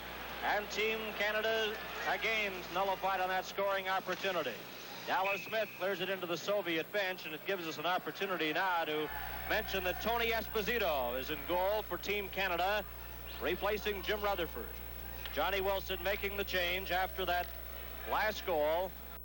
And Tony Եսposito in the nets now for Team Canada. Both teams are at full strength. The puck comes back to Vadne. Rather, that was Dennis Kerns inside the line. Team Canada again on the attack. Over the line, a pass into the corner to McAdam as Д.Смит fed it in. Ronnie Ellis has it. Ellis at the side of the net. And Wayne Merrick couldn't get his stick on it. Balderis comes back. Balderis up the ice with Kapustin. Over the line, his shot. Եսposito stopped that. D.Smit, as the puck was knocked with a high stick in front. And, of course, one of the most difficult aspects of staging a world hockey event in Europe, as one can appreciate, has been the magnitude of travel arrangements for the Team Canada players, the executives, and, of course, the many fans who are here in Vienna as well. In this regard, we'd like to salute Air Canada, who always efficiently fly people from across Canada, just as they did again here in Europe this year, to accommodate Team Canada 77. And for this, we thank them, and we know, talking to many Canadians, had just outstanding flight arrangements coming over from various locations in Canada. Many fans from British Columbia and Ontario and throughout the full CTV network area. There's a shot deflected into the net. And it's 7-0. Well, there we have Petrov, one of the veterans of the Soviet club. What a great shot. That puck came across, and he didn't waste any time. Here we have Harlamov getting the puck, controlling it on his skate, looking back into the high slot. Here he comes across. You can't see Petrov, but he just shoots it all in one motion as that puck comes across and beats Tony Esposito, who is now in goal for Team Canada. Joe Mikhailov makes it 7-0. Vadne has it on the right side to Rod Gilbert. Harlamov took it from him, and the puck is dumped back to Luchenko. Gilbert tried to get a piece of him. Petrov breaks over the line to Harlamov, and his shot goes high and out of play behind the Team Canada net. Well, the Soviet club are completely dominating this period. Team Canada's only had 3 shots on goal up until this point, with 9 minutes remaining in the second period. They've only had 3 shots in this period, and they're going to have to mount some kind of offense. They're behind 7-0. They've got to get some shots on goal to try and get back in this hockey game. 9 minutes and 4 seconds remaining in the second period. Soviet Union 7 and Team Canada nothing. Number 16, Petrov, will take this face-off against Esposito, and Kerns in behind his own goal for Team Canada. Kerns leads a Team Canada rush. Pass out to Pronovo, and he was stopped by Gusev. G.Smit then slaps it off the boards into the Soviet zone. Gusev then clears it down the ice. Kerns goes after it, tries to get to it, but the Soviets are offside. From Vienna, this is World Championship Hockey. Oh, nice shot. Careful. Ernie, you may be the champ of the week, but this is my night. Oh, good. Come on, okay, get it. He scores! Ernie, you're a great puck handler. Hey. Now let's see how you handle an easy drinking O'Keefe. Guys, here's to last week's champ. Here's to the new champ, and here's to you with O'Keefe. Now, that's okay. See the nicest people around here, you know. Easy drinking O'Keefe. Play just underway here at the Stadthalle in Vienna, Austria. In behind the net goes Yakashev, stopped by Pronovo, and then Babanov checks him. There to pick up the puck is Shadrin. He stopped, gets it again, coming out on the right side. Yakashev on left wing. Pass over to Yakashev. He drops it back, and Luchenko's shot was stopped by Tony Esposito. At the side of the net is Mальцев. He's stopped by Dennis Kerns. A pass in front, he scores! Yakashev makes it 8-0. Well, Yakashev, he didn't have to do as much work on there. Mальцев again for the second time. We have Mальцев controlling the puck, working against Dennis Kerns, moving around behind the net, fighting on the stick, moves right around, throws it across in front. Yakashev takes his time, puts it over the glove hand of Tony Esposito. But again, Mальцев doing a lot of work for Yakashev's goal. And the time of the goal, 11 minutes and 53 seconds. 8-0 for the Soviet Union. Vadne brings the puck back ahead to LaRouche. He stopped, gets it again. Yakashev goes after it, and it's slapped down the ice into the Team Canada zone. It'll be icing as it crosses the red goal line, and the face-off brought back into the Soviet end. And we have Mark Napier still up in the booth with us. And Mark, it's amazing how the Soviets have pulled away here. I think Team Canada's kind of let up, but I think you might see a lot of sticking, a lot of hitting in the next period and a half, in case they meet them again, like in the playoffs. You know, Mark, I'm surprised too. Team Canada have changed their game plan completely. They're staying out of the penalty box, and that's something they weren't doing in previous games. Well, you know, with this team, you have to take the man at all times, and, you know, when you do take the man, you're going to take penalties. And I think that's the big thing. A lot of give and goes have, you know, resulted in goals, and we're just not playing tough enough. And, Mark, I think you have to agree the players have a great deal of respect for the Soviet Union.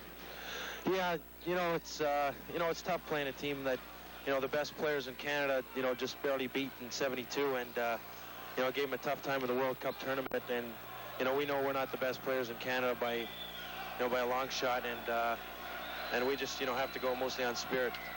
Mark, you a little disappointed you're not in this lineup against the Soviets? I was very disappointed, you know, not making. I think, you know, they might have thought they wanted experience or something. You know, I really can't say why I didn't make it. They, you know, they haven't talked to me about anything, but, you know, maybe next year I'll have to get 75 goals, and maybe I'll make it.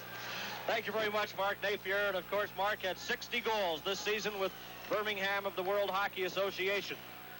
And an outstanding young hockey player, and no doubt we'll hear a great deal of Mark Napier of Birmingham of the WHA. And he's up in the booth with us watching this game here at the Stadthalle in Vienna as the Soviets lead 8-0.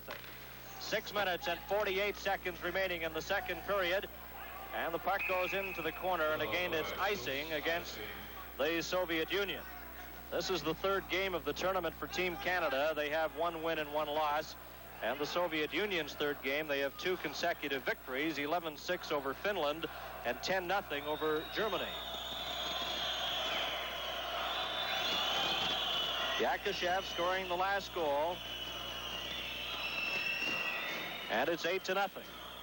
Face off to Tretjak's left. Dennis Kerns at the point out there on defense. Puck is taken by the Soviet player. Out at center ice is Kapustin. Then it bounced off his stick. Ronnie Ellis leads it in front to Merrick. Merrick tries to clear it over. Ellis goes in to get the loose puck. Vervuken checks him, and they hold it against the boards. And Yakashev has scored 3 of the 8 goals tonight for the Soviet Union. 6 minutes and 25 seconds remaining. A shot of the Soviet bench, number 26, Balderis. He has 2 goals. Number 8 is Kapustin. And Boris Kalagin, the head coach of the Soviet Union. Red square, as Frank Orr calls him. Just checking his teeth there. I'm sure he must be a pretty pleased man at this point.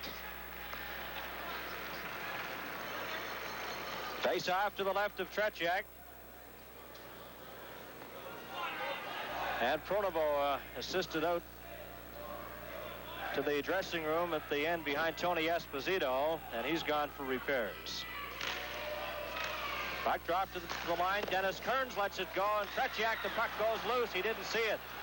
And the Soviets break right back. Kerns has it, though, at center ice.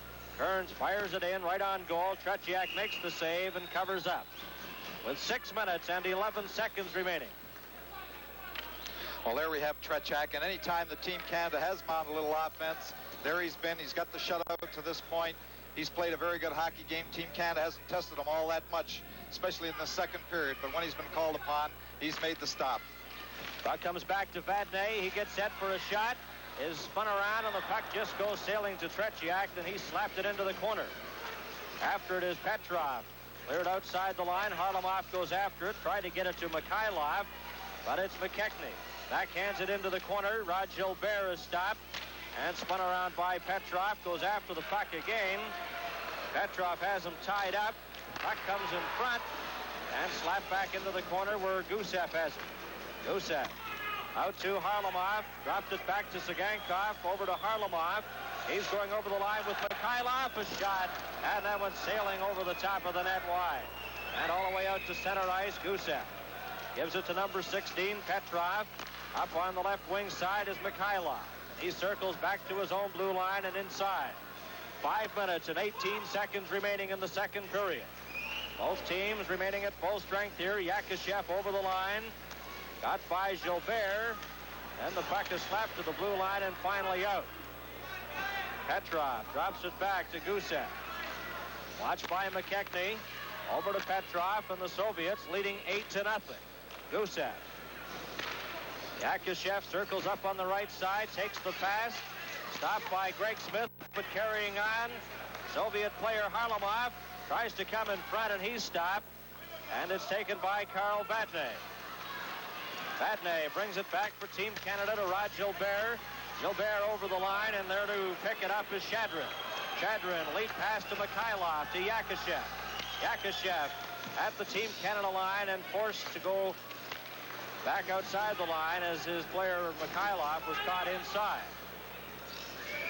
4 minutes and 18 seconds remaining now in the second period. Babanov drops it back. The Team Canada player in front is Paymont. Had it slapped away, goes after it. Paymont tries to get it back, and then the intercept is Mальцев. And Paymont runs into Babanov, and he's sprawled on the ice. This is World Championship hockey. Pontiac wants to put a little sizzle into your life. Pontiac offers all the qualities you look for in cars designed without compromise. That's sizzle. Pontiac sizzle. It comes with full-size Parisienne. More room this year for heads, hats, knees and feet, and luggage. Redesigned for a changing world. Get Pontiac Parisienne. Put a little sizzle into your life. Nobody's got it like Pontiac's got it.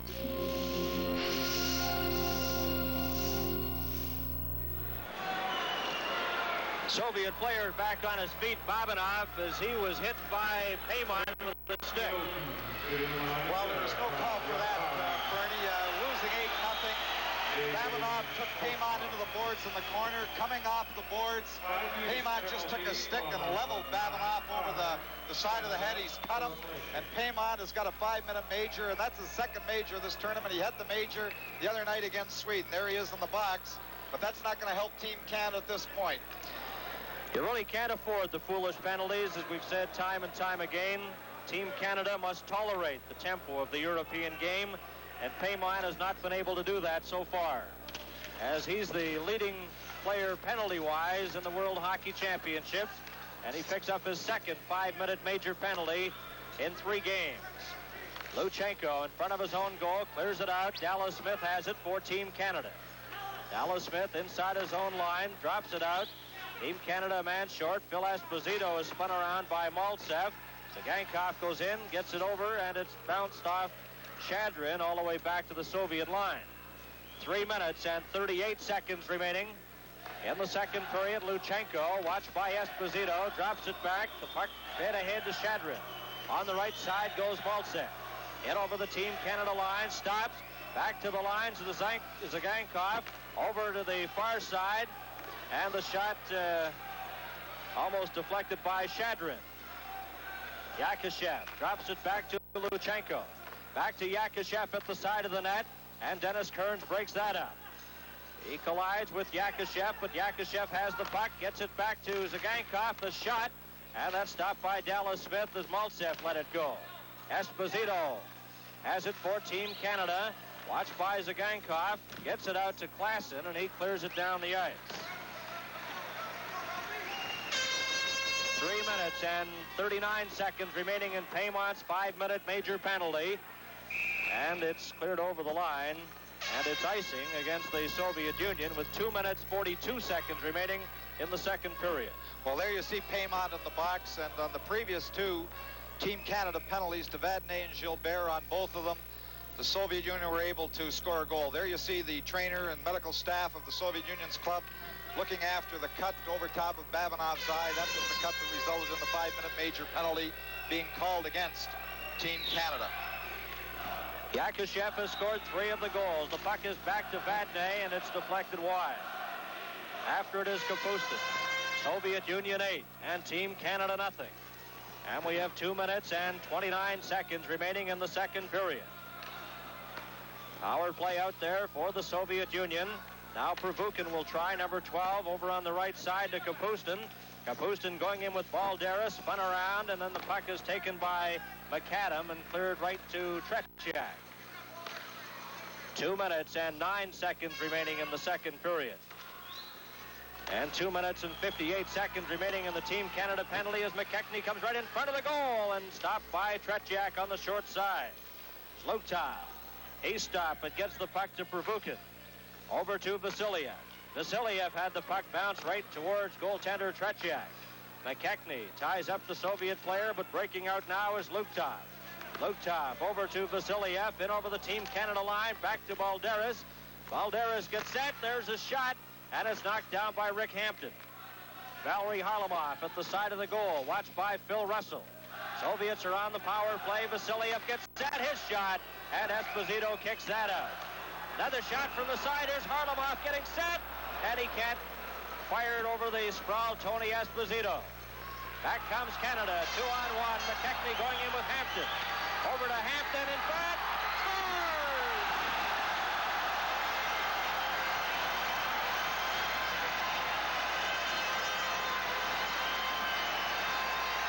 Rick Hampton scores the first Team Canada goal, set up by Walt McKechnie. Well, McKechnie did all the work there, jamming it by the Soviet player in the neutral zone. Here we have Vadne lifting it out. The Soviet defender loses possession at the blue line. McKechnie breaking down. The Soviets trying to get back. 2-on-1 of Vasiliev. Vasiliev takes McKechnie, but he manages to get it ahead to Hampton. Hampton jams it behind Tretьяк to spoil his shutout, but they were scoring with being the man short. There we have Paymont still in the box. And a short-handed goal by Rick Hampton from Walt McKechnie. And we have 1 minute and 12 seconds remaining. In the second period, it's 8-1 for the Soviets. Soviets still with the extra man out there. Valery Harlamov clears it inside his own line, and back after it is Petrov. Petrov, as we're into the final minute of the second period, the Soviets coming back, led by Mikhailov, drops it back to Gusev, and it's knocked down by the Team Canada player Hampton. And the Soviets forced to go back for it again. 43 seconds remaining in the second period. Gusev. Pass to Valery Harlamov on the right side, checked by Ronnie Ellis. And it's Dennis Kerns inside his own line for Team Canada. And he clears it down the ice. Soviet players checked, over the line goes Esposito, and it's stopped by Tretьяк. 24 seconds remaining. And the puck was advanced by Soviet goaltender Tretьяk with his glove, and that was a good call by Stig Kарлsson, the referee. Well, normally the official doesn't call that as a whistle unless he moves it ahead in a definite manner, and of course Tretьяk did at that point. But Team Canada looking very good here when they're shorthanded. A little bit of burst here. The goal by Hampton, and then Phil Esposito getting a very good opportunity. The glove stop being made by Tretьяk. And Wilf Paymont, a shot there a moment ago in the penalty box with 1 minute and 14 seconds remaining in his major penalty. Wilf Paymont, a native of Earlton, Ontario.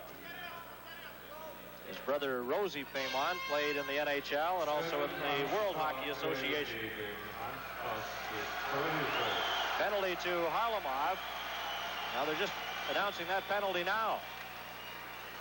We have 22 seconds remaining here in the second period. Esposito in front, and Tretьяk stops that.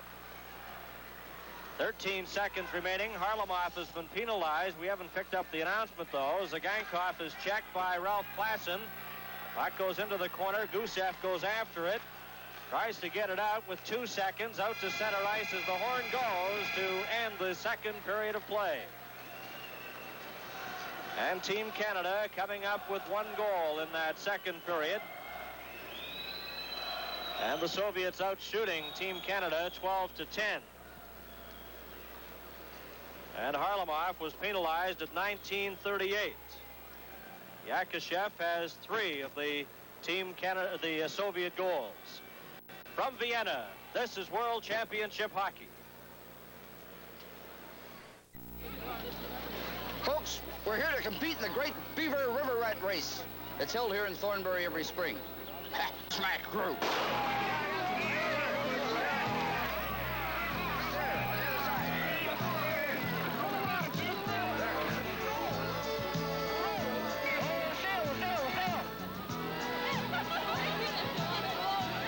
Listen, Dan. Watch your paddle.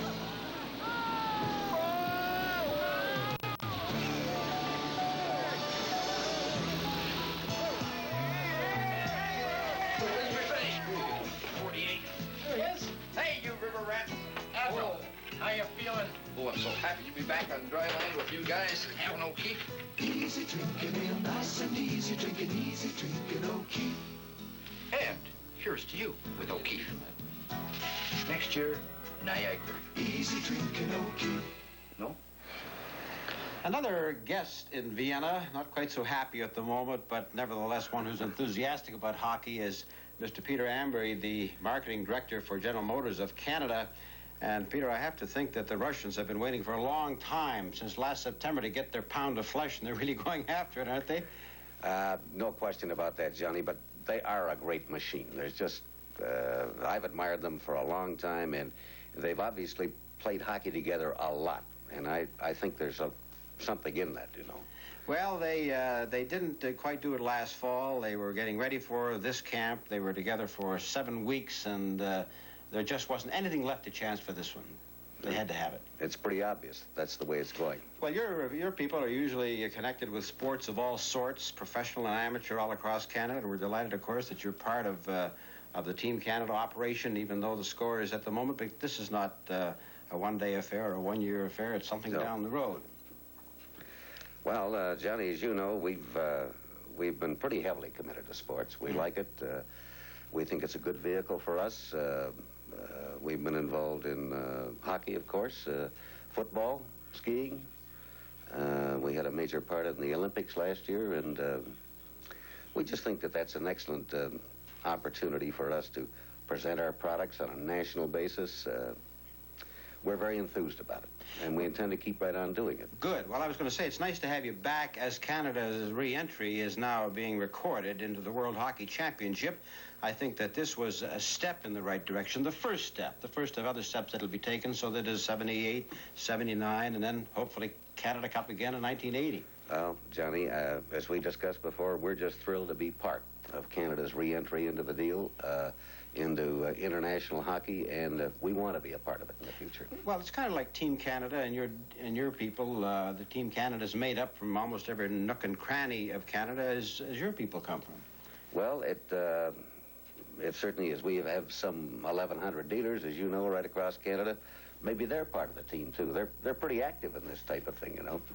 They sponsor a lot of junior hockey all across the country, and we think it's a great thing. Well, Peter, we're delighted that you were able to join us, and I wish there was something we could do about that score, but I'm afraid we can only go out there and holler out for that for the third period and make it a little more exciting. I have to be honest, Johnny, I was there in the first period, and I practically lost my voice, and it wasn't for lack of trying as far as I was concerned. And it wasn't for lack of trying because of our young hockey players out there, so let's hope they can turn something around in this third period. Peter, thank you very much for joining us, and we're going to be talking to Don Lieber and Bill Stevenson in just a moment. This is World Championship Hockey on CTV.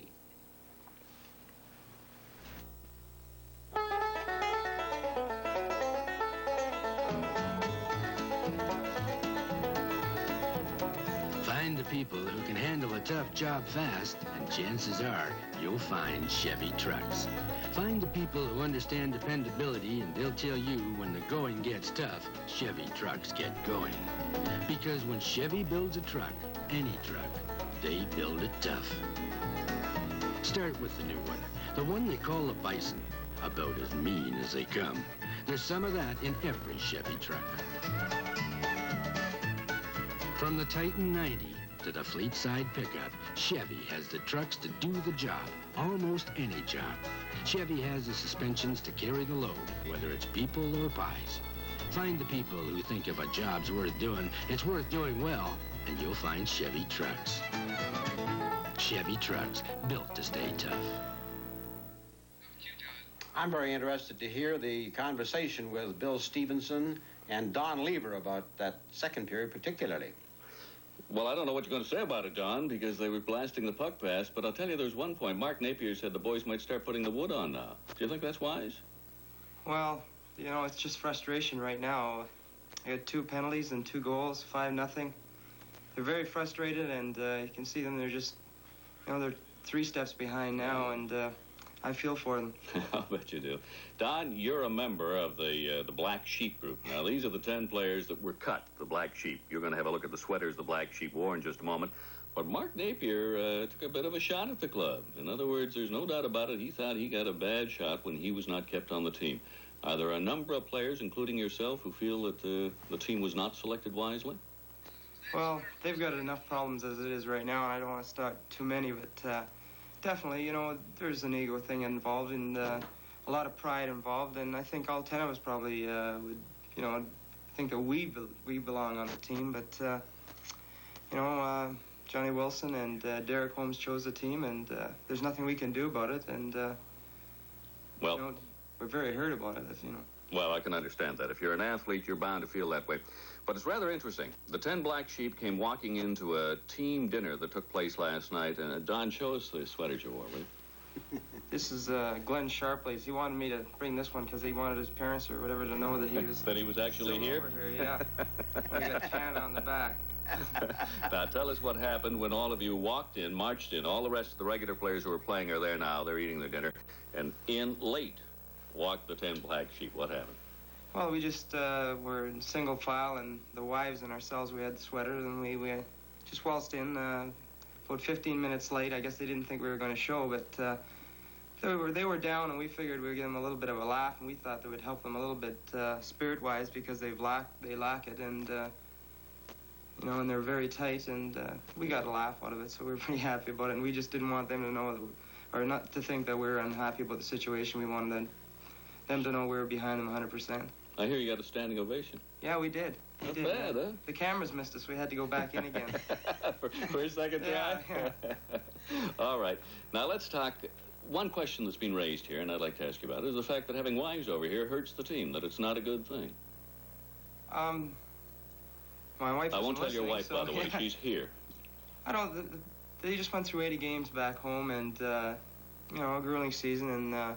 It's tough on them being away from their family again, you know, and their children. And, you know, I'm talking to a lot of the married guys, and they, you know, I think it settled them down a lot. And, you know, what can you say now when you're sitting, you know, you're looking back at it and they're losing 8-1, or, you know, they're down in the tournament. You can blame it on a number of things, but I don't think it has anything to do with... Don't think it's a great problem. No. Right. Well, I'm sure the women are enjoying it. The wives are having a wonderful time.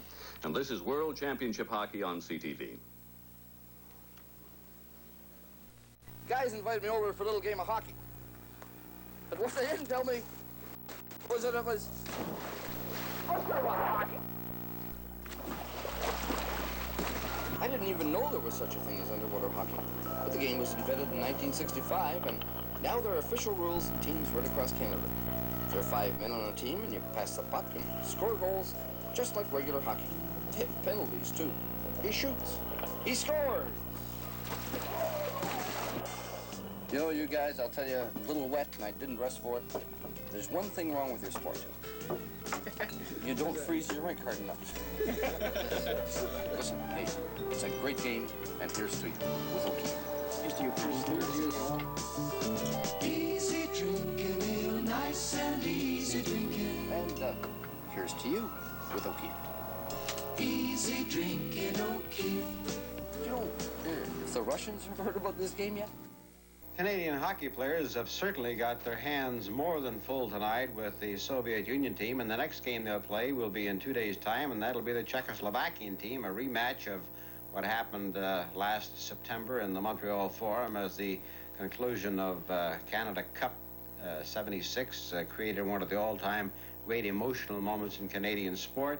Whether or not the Russians will have taken so much out of them tonight that they won't be able to rebound or respond to the Czechs. On the other hand, it could have a reinforcing influence upon them, and let's hope that it does. Let's go up to Bernie and Tom now to talk more about the game and see if we can't put some highlights together for you. Right, Johnny, and as we mentioned earlier, the great Alexander Yakashev having just an outstanding game, and he has 3 of the Soviet goals, Tom, and he started off the scoring in the second period. Well, not only did he start off the scoring in the second period, but he has set up Balderis earlier in the hockey game, but he's just played an outstanding game. And Canadian fans, of course, know that Yakashev is a great hockey player. We didn't see him at Canada Cup.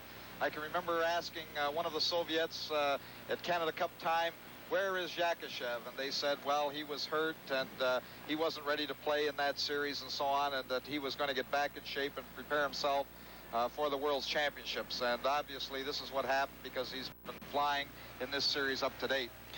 And he's been a line mate with Shadrin for some 12 seasons, and at 30 years of age, in the past, they think that players were ready to retire at that age, but Yakashev, still a very young hockey player. Well, don't forget Mальцев on that line, too. I remember just watching him in practice yesterday. Mальцев has done a lot of the work, as a matter of fact, on 2 of Yakashev's goals, but Mальцев can take that puck, he can flip it off the ice, he moves it around. He's just a great hockey player in all aspects of the game. He can handle a puck, he can skate, he can shoot, he can work, he's tough, and we're seeing a great Soviet hockey team here this evening.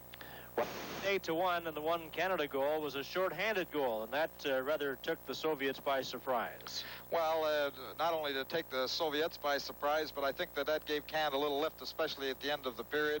You're down 8-0 at that point. You've got a 5-minute major penalty.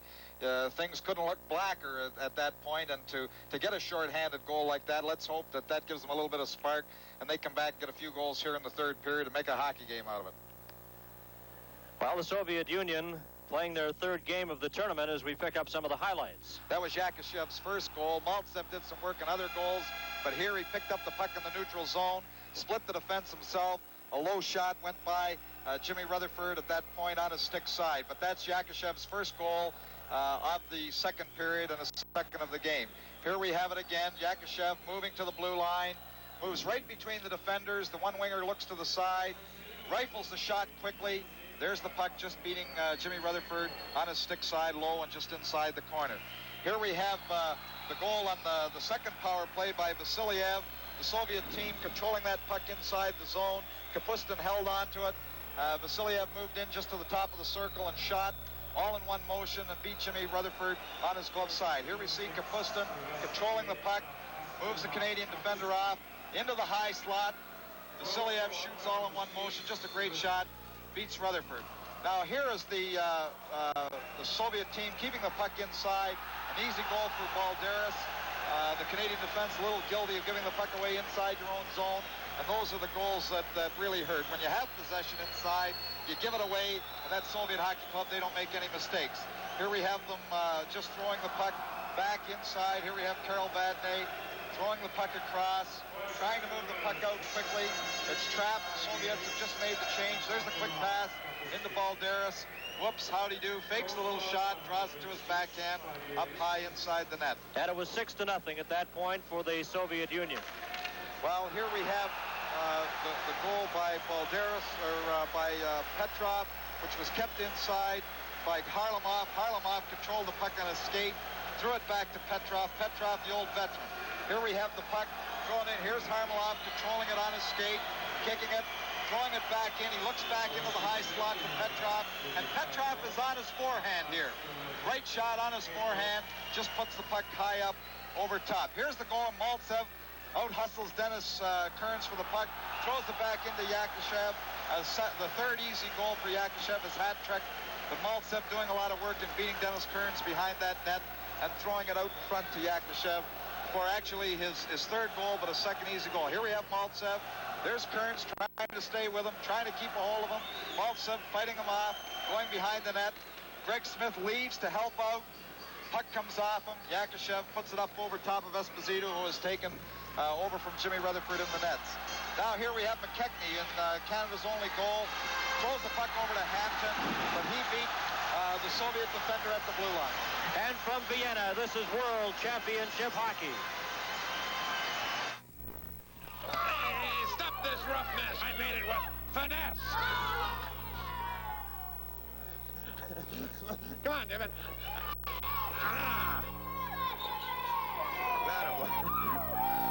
All right, come on, you hotshot poppers. Let's stop for a pop. Hold it, we gotta bring them empty cases back, you know. Clear the shop, I want some pop. You know, we gotta save money too, you know. Look at all the flavors. Take what you want. Orange, grape, cream soda, black cherry, ginger ale. And I'll have a plain soda water. Hey, kids, maybe I didn't go far in school, but there's one thing I've learned from my mom and dad. Look after the nickels and dimes, and the dollars will look after themselves. Right? Right on! I've got big bottles, too. And I've got a nose for value. Back at the Stadthalle in Vienna, Austria, Bernie Pascal, along with Tom Watt, Johnny Esau, and Bill Stevenson, and our special guest, Don Lever of the Vancouver Canucks. Ready to start the third period of play. It's 8-1 for the Soviet Union. The puck cleared back into their zone, and going after it is Wayne Merrick, and he takes Gankov against the boards. McKechnie gets a shot. Tretjak scoops it up, and it's knocked behind the net by Gusev. Soviets come racing back, and this is Petrov up to the Team Canada line, then circles back at center ice. Harlamov is in the penalty box, as is Wilf Paymont, serving the remaining time of their penalties. 27 seconds remaining in Paymont's penalty and 1:13 in Harlamov's. Well, Harlamov's penalty really was a strange one in international hockey.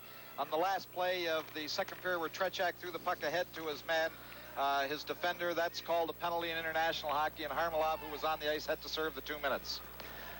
8-1 for the Soviet Union. The puck is cleared out to center ice. Mikhailov has it over the Team Canada line, going in with Petrov. Still has it over to Petrov. It bounces off his stick. Dennis Kerns checks him, and Phil Esposito has the puck. Esposito coming up to center, checked by Petrov. Carrying on is Dennis Kerns over to Esposito. Paymont's back on the ice as Tretjak stops that. Esposito in front, over to Kerns. He takes a weak backhander shot, and that's stopped. Gusev clears it ahead. Petrov, a lead pass. Over the line goes Mikhailov, and he's shot wide. G.Smit in behind his own goal and slapped around to the blue line, kept in by Zagankov. Over to Petrov, and it's out to center ice where Gusev has it. Alexander Gusev, the veteran defenseman, cleared it off the boards, and Eric Vale, number 28 for Team Canada, clears it over to an open wing, and the Soviets slap it right back in to the Team Canada zone with Harlamov. 2 seconds remaining in his penalty. Eric Vale gets to center ice, then he's checked as Harlamov steps back on the ice. Both teams are at full strength. The Soviet Union on the attack, clear the puck off the boards, and they'll be called for icing as it goes over the red line. Well, this is one thing we've seen quite a bit in Europe, where the European teams are not afraid. When they have a little mix-up, Harlamov came back on the ice, wasn't with the correct line mates.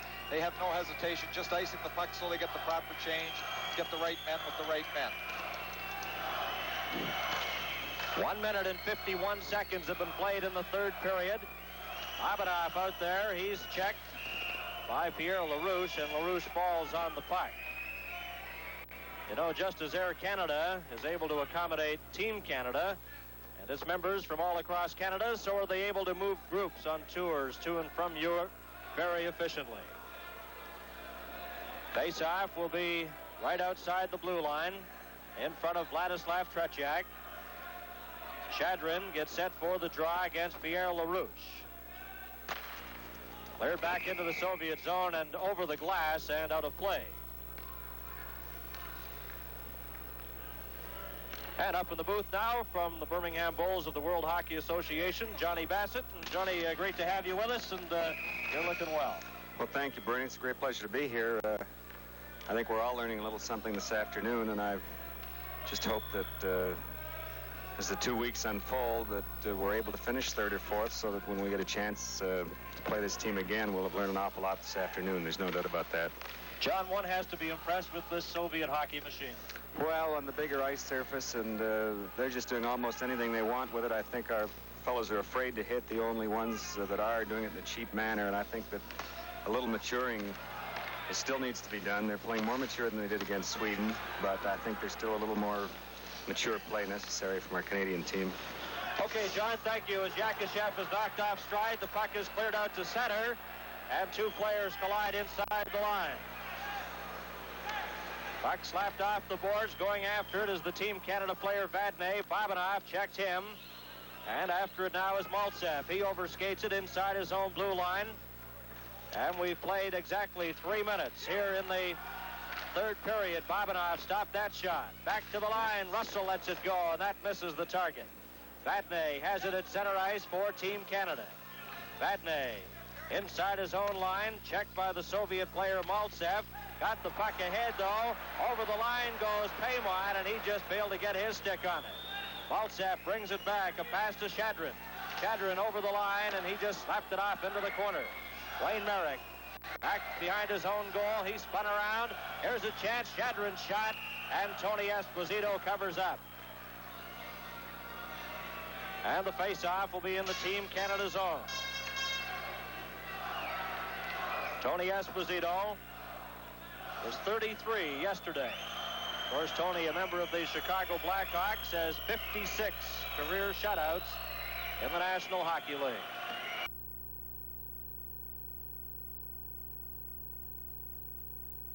Gets set to drop the puck between Zlukov and Merrick. Puck goes back to Д.Смит. Smith around the boards for Ellis, too far for him, and Provukin forced to go all the way back into his own zone for it. Watched by Ronnie Ellis, knocks the Soviet player down. Zlukov covers up and carries the puck back out. Up on the right side goes Kapustin. He's stopped by Д.Смит, and it's Vasiliev, number 6. Over on the far side to Provukin. He slapped it, kept in by the Team Canada player Dennis Kerns, and that bouncing puck goes into the corner. Merrick goes after it. Zlukov gets there first, tries to get it out. Д.Смит got a piece of it, and the puck finally cleared out to the Team Canada line where Dennis Kerns feeds it in. Al McAdam goes in after it, watched by Provukin. Wayne Merrick backhands it right in front to Ellis. There's a shot by Д.Смит, and he missed the net. Team Canada with the puck in behind the net to Merrick. Back to Dennis Kerns, his shot, taken at the side. Team Canada players turned around. That's Al McAdam. And it's taken at center ice, and the Soviets come back 3-on-1. Pass in front, back to Zlukov. He scores! Zlukov makes it 9-1. Well, Dennis Kerns was checked and puck taken away from by Kapustin. Kapustin just made a great play, moved right in, made it look easy. Here it is, being shoved ahead from Dennis Kerns. Here we have Kapustin moving in, dropping the puck to Kapustin, back to Zlukov. He shot all in one motion behind him. From Vienna, this is World Championship Hockey. Sometimes when you have a get-together, it's hard to please everybody. Some folks like one kind of beer, and other folks prefer another. The 2-4 split from Carling O'Keefe can handle both.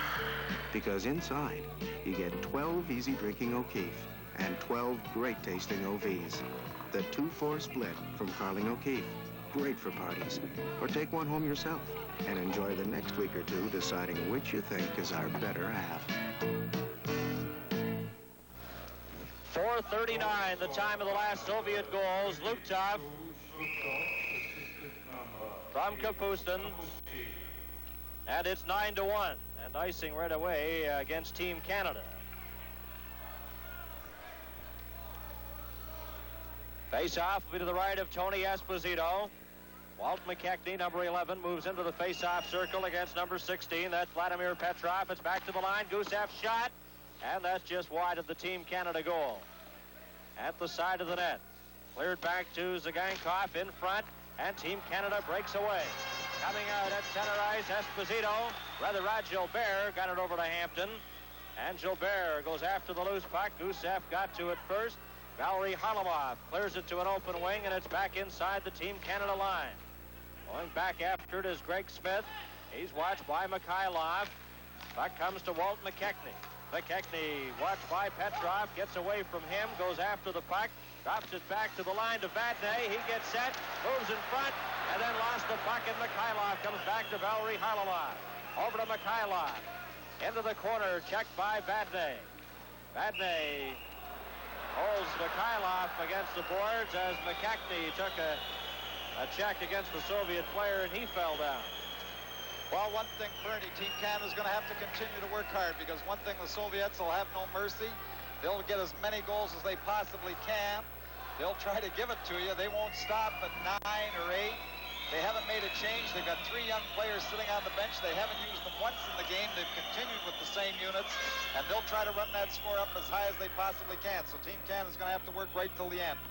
And we have 14 minutes and 23 seconds remaining in the third period. Will Paymont has the puck on right wing, stopped by Luchenko.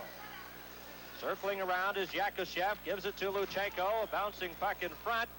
Ralph Klassen tried to get a piece of it. It's stopped by Russell and cleared outside the line. Esposito fires it into the corner. and Luchenko after it. To Yakushev.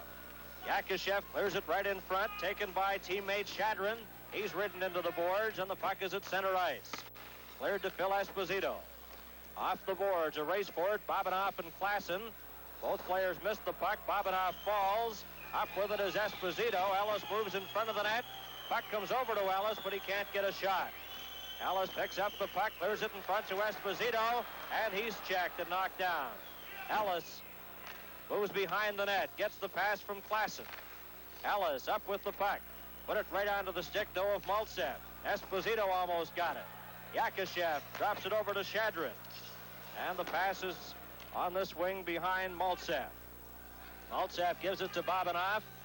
Bobinoff to Mальцев, and the Soviets are on the attack again. Over the Team Canada line, Mальцев moves around Rasselл. Taken against the boards. Bale goes after the puck. It's back. There's a shot. And Vasiliev let it go, and Rasselll knocked down Mальцев, and he'll get a penalty. Well, here we have Rasselll pushing. Not only did he knock Mальцев down, but he's pushing with Yakushev. He's trying to rough him up a little bit. From Vienna, this is World Championship Hockey. It's an Omega. An Omega? An Omega. Your daughter owns an Olds.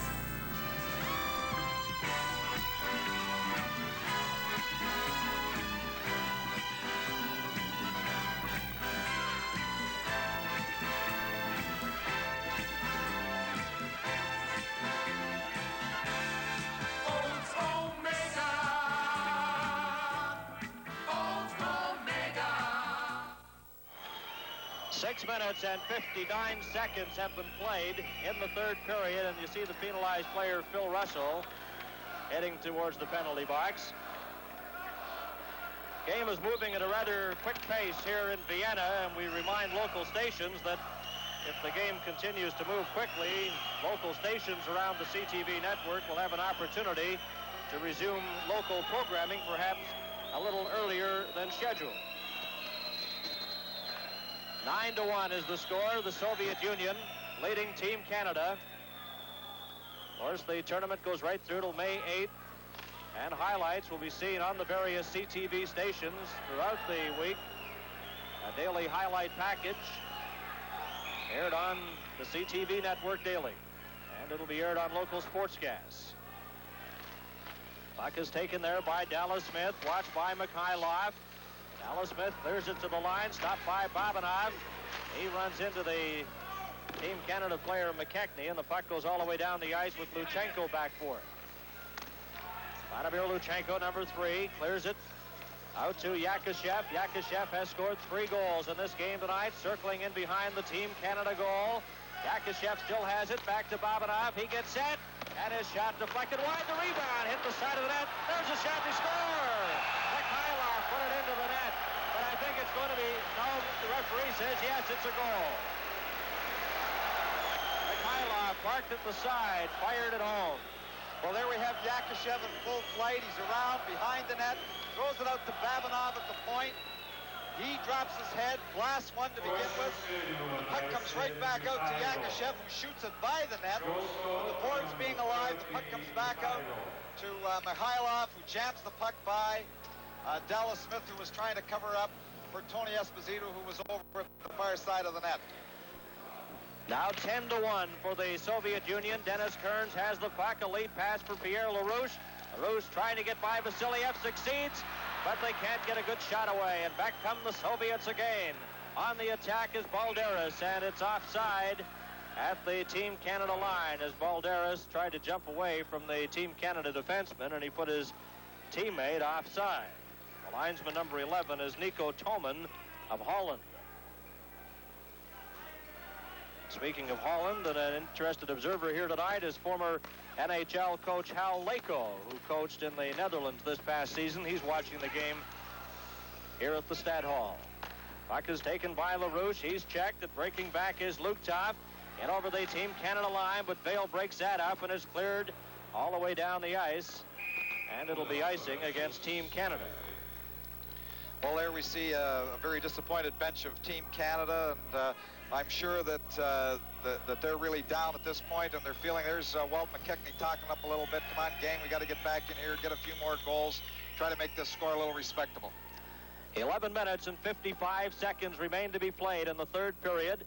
Face-off to Tony Esposito's left. Pierre LaRouche will take the face-off against Luktoff. Eric Vale gets it. Drops it back in behind his own goal to G.Smit. Over on the right side to Will Paymont.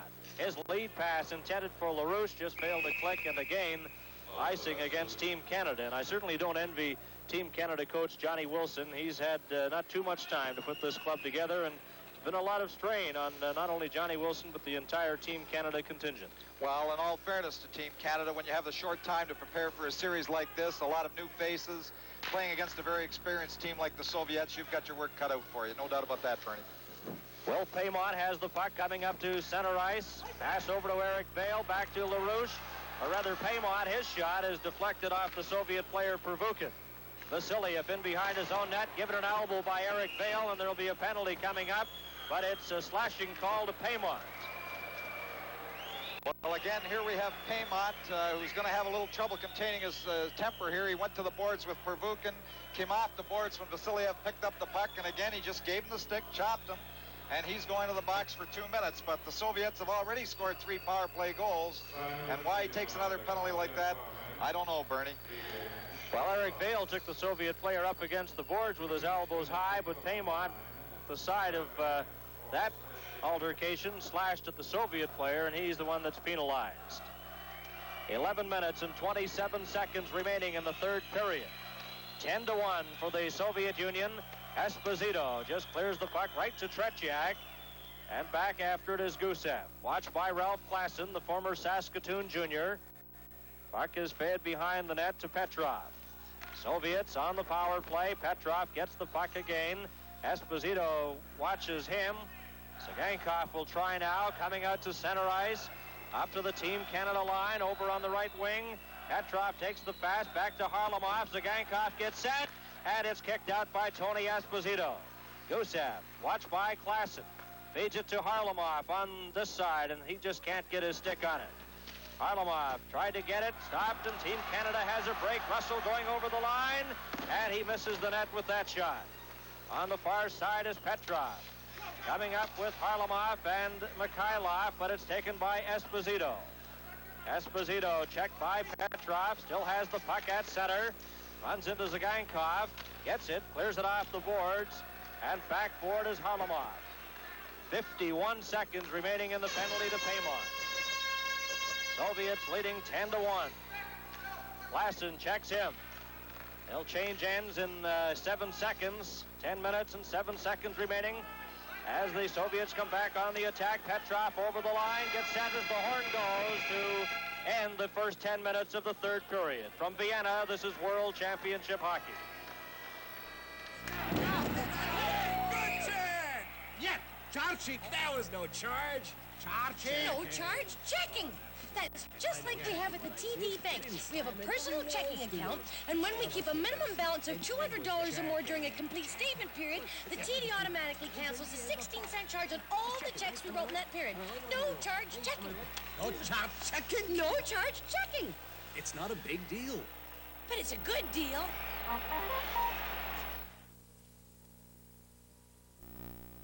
Ever wonder why Planters mixed nuts cost more than a bargain brand?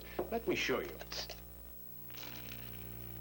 Take the peanuts out of both tins. Then weigh the cashews, filberts, almonds, and Brazil nuts that are left. Bargain brand, Planters. See, that's the difference. In fact, 1 tin of Planters has more cashews, filberts, almonds, and Brazil nuts than 2 tins of this bargain brand. There are lots of bargains. There's only 1 Planters. Into the final 10 minutes of the third period and the game, and the puck is taken by Luchenko to Yakashev. Yakashev, number 15, brings it out. He's stopped. After it is Shadrin. He's turned around, but Babanov carries on. Babanov inside his own line. The Soviets at full strength. Paymont has 9 seconds remaining in his minor penalty. Yakashev left the puck there for number 19, Shadrin. Dropped back to Babanov. Babanov shot, stopped the rebound, and Yakashev just missed that. Takes it on the far side as Will Paymont steps onto the ice. Team Canada is back at full strength. Pass in front, Yakashev scores as he got behind Д.Смит and deflected it into the open net. his 4th goal of the game. And the 4th power play goal. Here we have Mальцев at the side of the net. We see Shadron take a slash from Д.Смит. He bends over, but he's not too hurt to get possession of that puck. Throws it across. Here is Yakashev with his 4th goal of the night and the 4th power play goal for the Soviets. You just can't take those penalties. 9 minutes and 17 seconds. It was not a power play goal, Tom. Paymont had just stepped on the ice. 11-1 is the score. Puck is taken by Pervukin. Up on the right side. Both teams are at full strength here. Stopped at the Team Canada line. And going after it is Pervukin. He has it at center. Drops it back. Walt McKechnie's out there at center now for Team Canada. Goes over to check the player. Balderis spins around at the blue line. And carrying on is G.Smit. Smith to the Team Canada player. Hampton goes into the corner. Hampton has scored the lone Team Canada goal. He falls, and coming back is Lutov. Pass on the left side for Kapustin. Too far for him. It's icing, and it'll be brought back into the Soviet end. Well, there we see Shadron on the Soviet bench holding his arm, taking that little bit of a slash there off the side of the net before he made the play for the last Soviet goal across to Yakashev. But Д.Смит was trying to put a little lumber on him, not to give him the freedom in front of the net when they scored just as Paymont was coming out of the box. Not a full house here in the Stadthalle for this game tonight. There's a shot, and Tretjak grabs that. Not a full house, but a sizable crowd on hand witnessing this game this evening. Ticket prices are astronomical. The best seat in the house for any game here is $27. The cheapest seat is $7. Well, a lot of the locals can't afford those prices, obviously, Bernie, and it's shown in the attendance. I don't think we've had one full house, have we, in any of the games? No, right. Some of the games have attracted crowds of as little as 1,200, but those are the early morning games. Gusev goes in behind his own goal. Soviets are leading 11-1. Harlamov tries to break away, but Vadne checked him. Vadne then backhands it. It's deflected down the ice by Walt McKechnie. And Gusev goes back after it. Number 2, McKechnie checks him. Roger Gilbert goes in. His shot stopped. Rebound in front. Tretjak made the initial stop. Gilbert tries to get the puck in the corner, runs into the Soviet player, and they get their sticks up, but nothing happens. Hampton checks Gusev. Comes around to the far side to G.Smit. Watched by Mikhailov. In behind the net is McKechnie. McKechnie is knocked against the boards, and Gusev has the puck. Gilbert checks him, kept in at the line. Here's a chance for Hampton. Gets set, shot, stopped by Tretjak. Hampton gets the rebound. Gets set for another shot, and it's stopped by Gusev, who has lost his stick. And they hold it against the boards with Rod Gilbert trying to get the puck loose. Well, actually, this line that Johnny Wilson had put together before tonight's game is sort of his 4th line of McKechnie, Gilbert, and Hampton. Really has played very, very well, and of course they have the only Team Canada goal tonight, Bernie. 7 minutes and 34 seconds remaining in the 3rd period. Face-off will be to Tretjak's right. He'll be 25 years of age tomorrow. He was quoted here in Vienna as saying that, you know, in the off-season, when he gets an opportunity, he really enjoys ski jumping, but they haven't allowed him to do it a great deal, and you can wonder why. Coming back for the Soviet Union, a 2-on-1. Yakashev breaks towards the goal, but Mальцев let the shot go. Team Canada coming back with Eric Vale. A lead pass to LaRouche. Offside. Offside at the Soviet line as LaRouche got over the line before the puck. Well, when things go bad, Bernie, they really go bad, and that's unfortunate. They were just a step offside there. Otherwise, the Canadian player would have been in home free on Tretjak. But when things go a little bad, they all seem to go bad. 7 minutes and 17 seconds remaining. Bobanov has the puck in front of his own goal. Gives it to Yakashev, who has scored 4 goals tonight. Dennis Kerns slapped at it, and the Soviets come back. Yakashev saw Phil Russell and put on the brakes. Shadron will try. Shadron gives it to Yakashev over the line, and he just missed the net with that, with Tony Esposito reaching for it. Jim Rutherford had started in goal tonight for Team Canada and was replaced midway through the 2nd period by Tony Esposito. And it's really been no contest. Team Canada unable to really get any serious drive going. There we see number 9 for the Soviet Union, Shalamov, hasn't seen the ice tonight. Was one of the regulars in the Canada Cup Series, but he can't make this club as a regular, and The Soviet team haven't used him at all. He's got his helmet off, just sitting on the bench until he's called. As Luketov gets set for the draw, Esposito wins it, and Д.Смит goes after the loose puck up to Klassen. Klassen let it go. It goes all the way down the ice with 6 minutes and 42 seconds remaining in the third period. The Soviet Union 11 and Canada 1. Vasiliev to Kapustin. Kapustin, number 8, inside his own line, drops it back to Luketov. He gets by Klassen, then clears it over. And Balderis, who has a couple of goals tonight, clears it right back inside his own blue line as the Soviets move the puck around inside their own side of center ice. Clear to an open wing. Д.Смит slaps at it. Taken by Balderis. Klassen gets a piece of him. And Esposito has it. Backhands it for Ellis. He can't reach it. And it's inside the Soviet line. Number 12 for the Soviet Union is Pervukin, watched by Ronnie Ellis. Clears it down the ice. It goes back into the Team Canada zone. And back after it is Д.Смит, and it's icing as it crossed over the line, and the linesman from Germany, Martin Erhard, signifying the icing call. 5 minutes and 54 seconds remaining in the third period.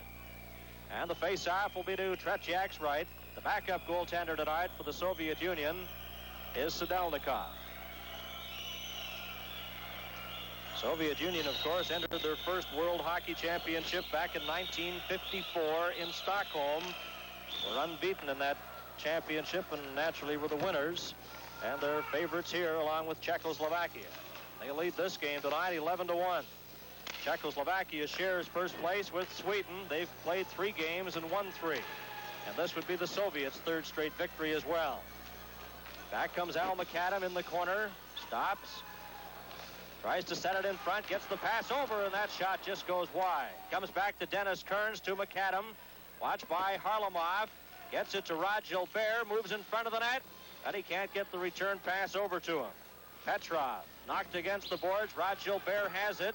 Watched by Gusev, tries to clear it in front, it stopped, but Г.Смит couldn't keep it inside the blue line. Clears it in, delayed offside, as the Soviets bring it out. Valery Harlamov inside his own line with exactly 5 minutes remaining in the third period. Both teams are at full strength. The Soviets come back. Up on the left side, carrying the puck is Mikhailov. Drops it back for Harlamov, goes after it. Dennis Kerns checks him, and Team Canada has possession again. Г.Смит ahead to Gilbert.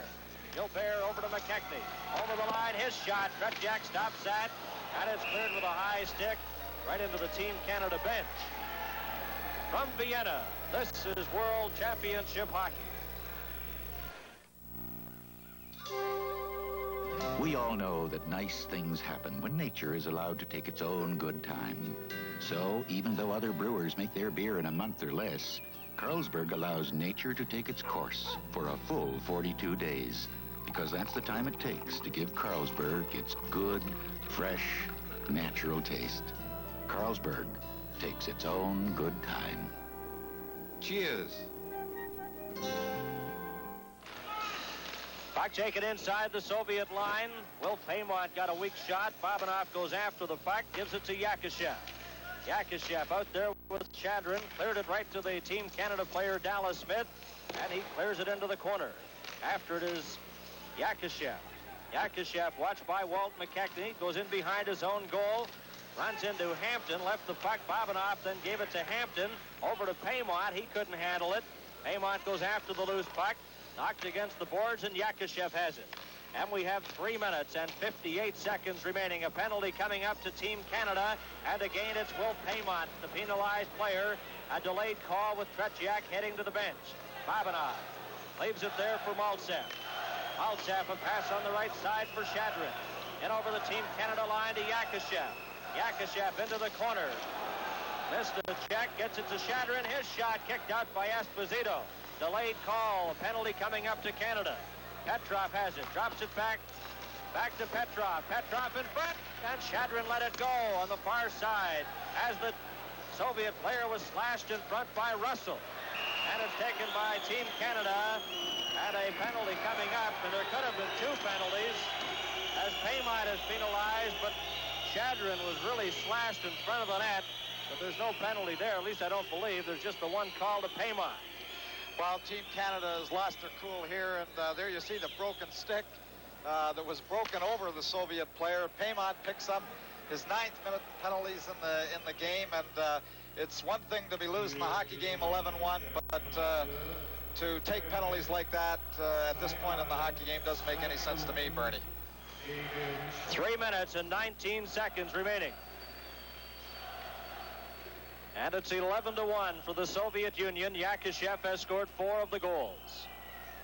Ladislav Tretьяк has had really an easy time in goal in this contest for the Soviet Union. And a familiar sight, Will Paymont in the penalty box. Face-off inside the Team Canada blue line. F.Эспозito's out there, and he'll take this face-off against Luchtov. Ronnie Ellis, Vardne, and Dennis Kerns also out there to kill off the penalty. Puck is cleared down the ice, and back after it for the Soviet Union is Pervukin. He clears it off the board. Soviets on the power play. Stolen in front. Here's Ellis getting set, and gets the rebound. Stopped by Tretьяк. Ellis has it again at the side of the net. Comes to the blue line. Backhands it into the corner to Esposito. Esposito is checked. Puck goes loose. Vasiliev has it. Vasiliev out to his own blue line. Soviets coming back with Balderis, going in with Luchtov. Luchtov takes the pass, a bouncing pass at that. Kapustin back to the line. Gets the return pass, but can't handle it. Goes in behind the net to Balderis on the other side. To Vasiliev. Vasiliev gets set, returns the pass to Balderis, lets it go, and that's wide. And it comes to the Team Canada player, Ellis, and he clears it to Esposito. 2 minutes and 22 seconds remaining in the third period. Esposito circling around center ice. Slaps at it, and it goes up into the Soviet bench and out of play with 54 seconds remaining at Paymont's penalty. Well, F.Éspozito hasn't had a great offensive series so far, but one thing that he has done well, when he gets possession of the puck, and the Soviets don't give it to you very often when they have the man advantage, but when he gets possession of the puck, when Team Canada's shorthanded, he has done a very good job controlling it, trying to delay, trying to keep that puck away from the Soviets. Because once they get it, they're very dangerous with it, especially when they have the man advantage. Pair of 16s at center now. Petrov for the Soviets and Pierre LaRouche of Team Canada. 2 minutes and 5 seconds remaining in the third period. The Soviets 11, Team Canada 1. Zagankov comes over the line, gives it to Harlamov. Gets by G.Smit in front to Gusev. Back to Zagankov. He's trying to set something up. Paymont still in the penalty box, has 28 seconds remaining in his penalty. We're into the final 2 minutes of the third period in the game. That rolling puck steered into the corner. And after it is Mikhailov. Mikhailov clears it up on the left wing side. The Soviet player Zagankov over to Harlamov. Harlamov just let it go, and G.Smit has it in behind his own goal. G.Smit, number 3, a member of the Cleveland Club of the National Hockey League. He's a native of Ponoka, Alberta. He takes the puck over the line, stopped, gets it to Eric Vale. Vale tries to set it up, clears it in front to LaRouche.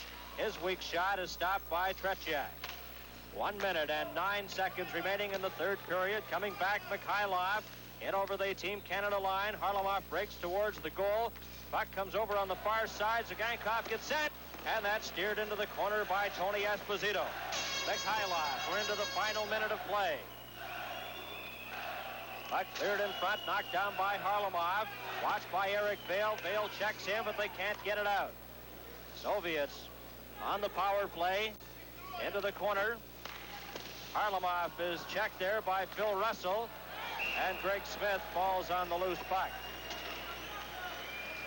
And the face-off will be to the left of Tony Esposito. And there's G.Smit, the native of Ponoka, Alberta. Went to Colorado College.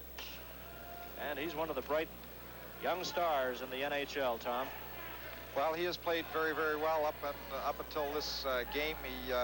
He had pretty good games in the earlier part of the tour in Europe before the tournament started. And the 2 games in Czechoslovakia, he was one of the better Team Canada defensemen.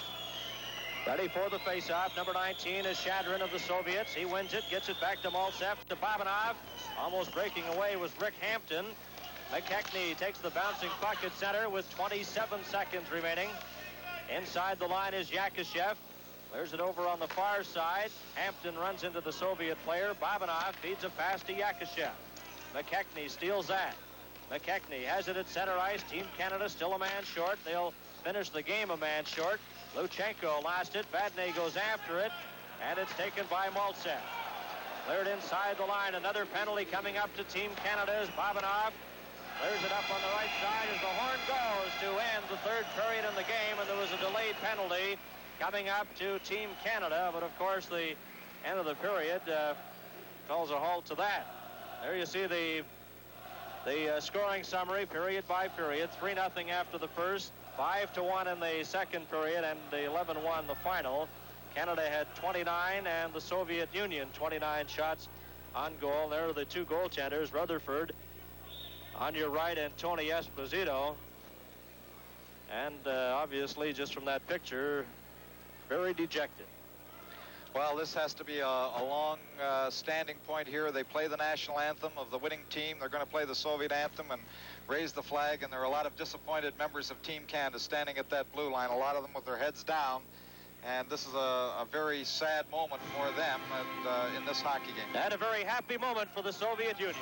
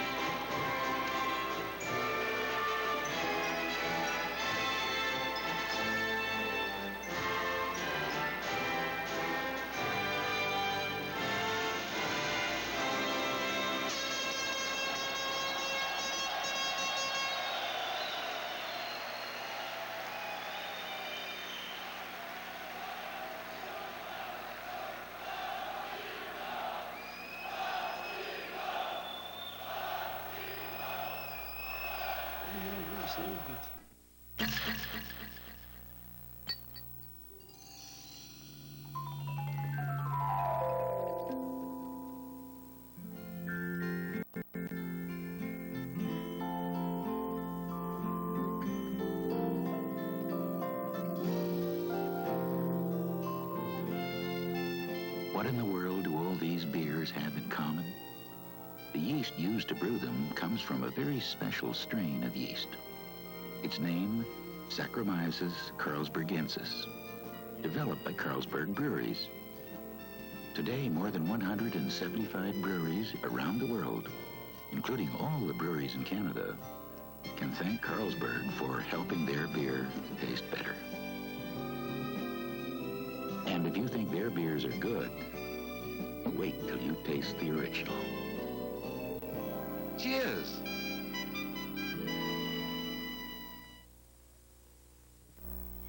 Pontiac wants to put a little sizzle into your life. Pontiac brings you the comforts and qualities you desire without compromising design. That's sizzle. Pontiac sizzle. It comes with mid-size Le Mans. Le Mans does all the practical things, but with style and the ride and handling fun of radial tune suspension. Get Pontiac Le Mans. Put a little sizzle into your life. Nobody's got it like Pontiac's got it.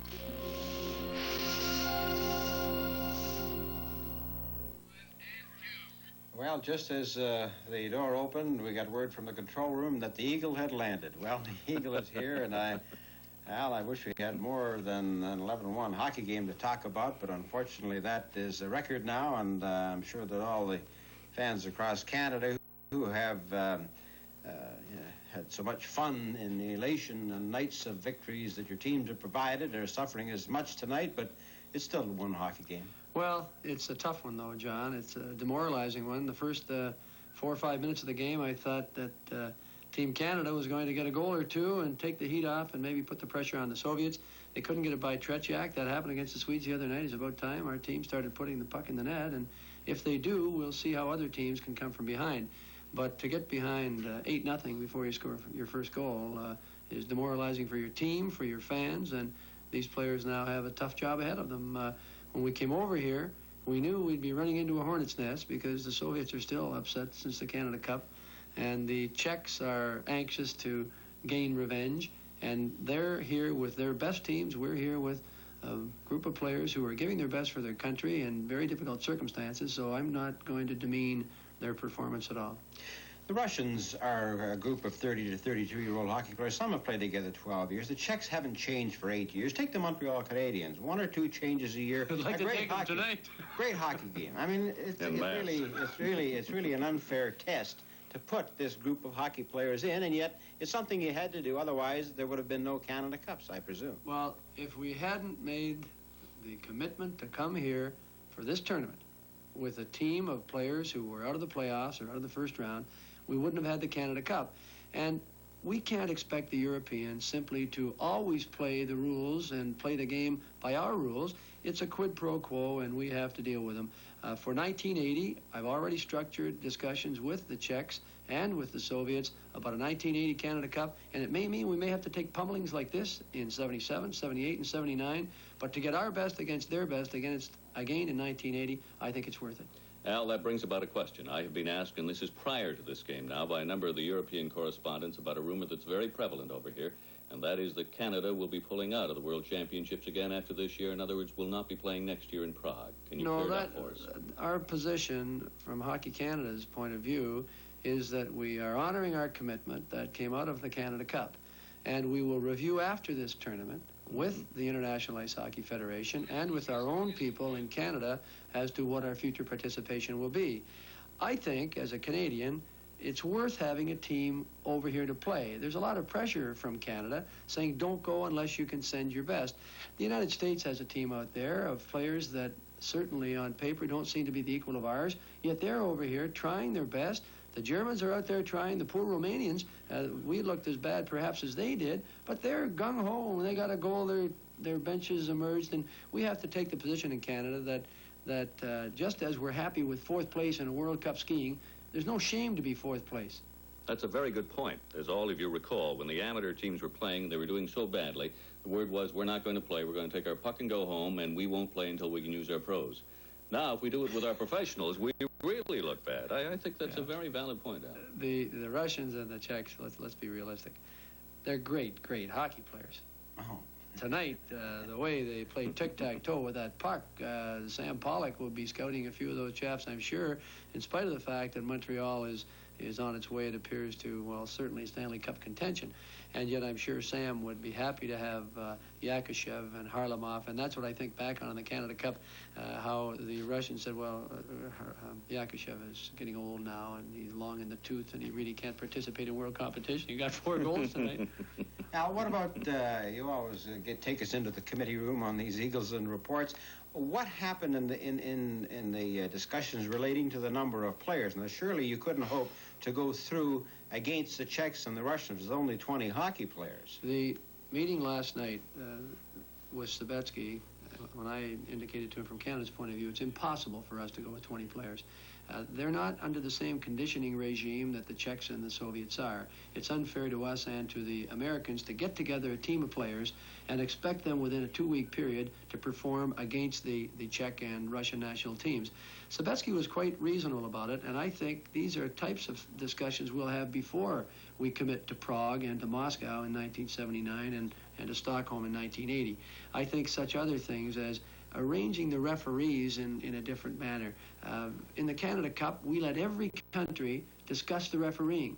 Here they have 4 men, one North American, Hal Trumbull from the Amateur Hockey Association of the U.S., and 3 Europeans, and they make a recommendation, and we hear at the last minute, well, here's your referee, and we wanted Jim Nagels, a North American referee, for one of our important 4 games between the Czechs, the Soviets, and the Swedes. And they simply said, oh, no, it's impossible, because the clubs must agree on the referees. Now, you can imagine how long it would take to run the National Hockey League or WHA schedule if they waited for the general managers of each club to accept a referee for a particular game. Now, would you go to one more round of playoff teams eliminated next year, or is that not practical from point of view of from time to get together? Will it be any more advantageous? It's something that we're going to have to review with the NHL owners and the WHA owners, and that's why I think we have to look at a long-term package, a 4 or 5 year commitment involving our international competition in North America, bringing clubs over from Czechoslovakia and the Soviet Union, and in conjunction with that, a series of commitments for Prague next year, Moscow the year after, and Stockholm in 1980 before a Canada Cup.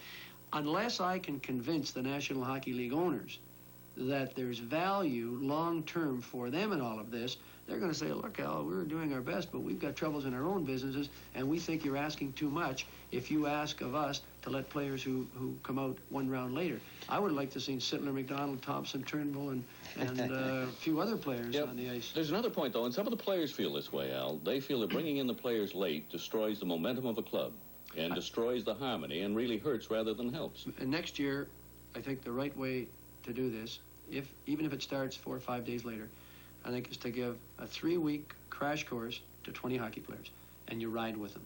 I think the upsetting factors, as you said, Bill, hurt this team, psychologically and mentally. There's no question that the black sheep, as they're called, are an important part of this team, and yet the minute we had to choose 20 out of 31, there was different thinking. Suddenly it was 2 pieces in one team. And we had to move them out to another hotel. We couldn't get any cooperation from the Austrian Federation on that. We wanted to keep the team together. But now we have 2 teams, 10 of which can't play. And now that we have the 2 injuries, and with our goaltending, with Jimmy and Tony, not being to blame in total, but not shutting out the other team as this young Swede did to us the other night until the last couple of minutes, it would have been nice to give an opportunity perhaps to a Gilles Malache and a Donnie Lever and a Dennis Verbegaard. Are you going to have trouble with National Hockey League teams? You know, you've lost a couple of players. Pronovo, what's the latest on him now? Pronovo in the game tonight, it looks like he has a separated shoulder. Nothing drastic. Guy Chiron's injury looked worse than it's turned out to be. It's strained ligaments, and he's walking around now and in much better shape than he was 2 days ago. Well, Al, it's always exciting in international hockey on most nights. We have some more games coming up that I'm sure you're going to like. We're still shooting for medals at all sorts, but it's international hockey. And we'll be back in just a moment to tell you about the next telecast. And this is World Championship Hockey on CTV. Hai finito prepararmi quell'ordine? Hanno venuto altre 4 persone. Oh, mi devi cambiare, vogliono 3 stati. Ancora, nuovamente, non possibile mai, cambio sempre idea. If you could take a peek into the kitchen of your favorite restaurant, chances are you'd discover just why it is your favorite restaurant. You'd probably find that the chef insists on nothing but the finest, fresh, natural ingredients, because he knows that you'll know and appreciate the extra care and good taste. The Carlsberg brewmasters feel this way about making beer. They believe there is no substitute for the best natural ingredients. And really, that's what helps give Carlsberg its good, fresh, natural taste.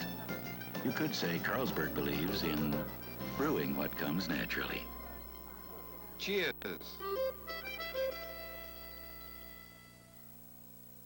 Well, I'd like to thank you very much, Al, for appearing with us tonight, despite the fact that it was 11-1. A lot of people in charge usually like to run and hide when their team is whipped, but you're always there. We count on you, and we thank you very much for coming down and spending the time with us. Thanks to Bill and to Don Lever for joining with us, and of course to Bernie And Don, don't forget that we've got big ones coming up this weekend, Canada and West Germany, then Sweden and Czechoslovakia live this coming Saturday. So on behalf of our sponsors and the CTV television network, we invite you to be watching Saturday for the game between Canada and West Germany, and then followed, it's a big doubleheader for you, Czechoslovakia against Sweden. That'll be a big one. You know, this is World Championship Hockey on CTV. The World Hockey Championships have been brought to you by General Motors of Canada Limited and Carling O'Keefe Breweries. We sincerely hope you've enjoyed the game.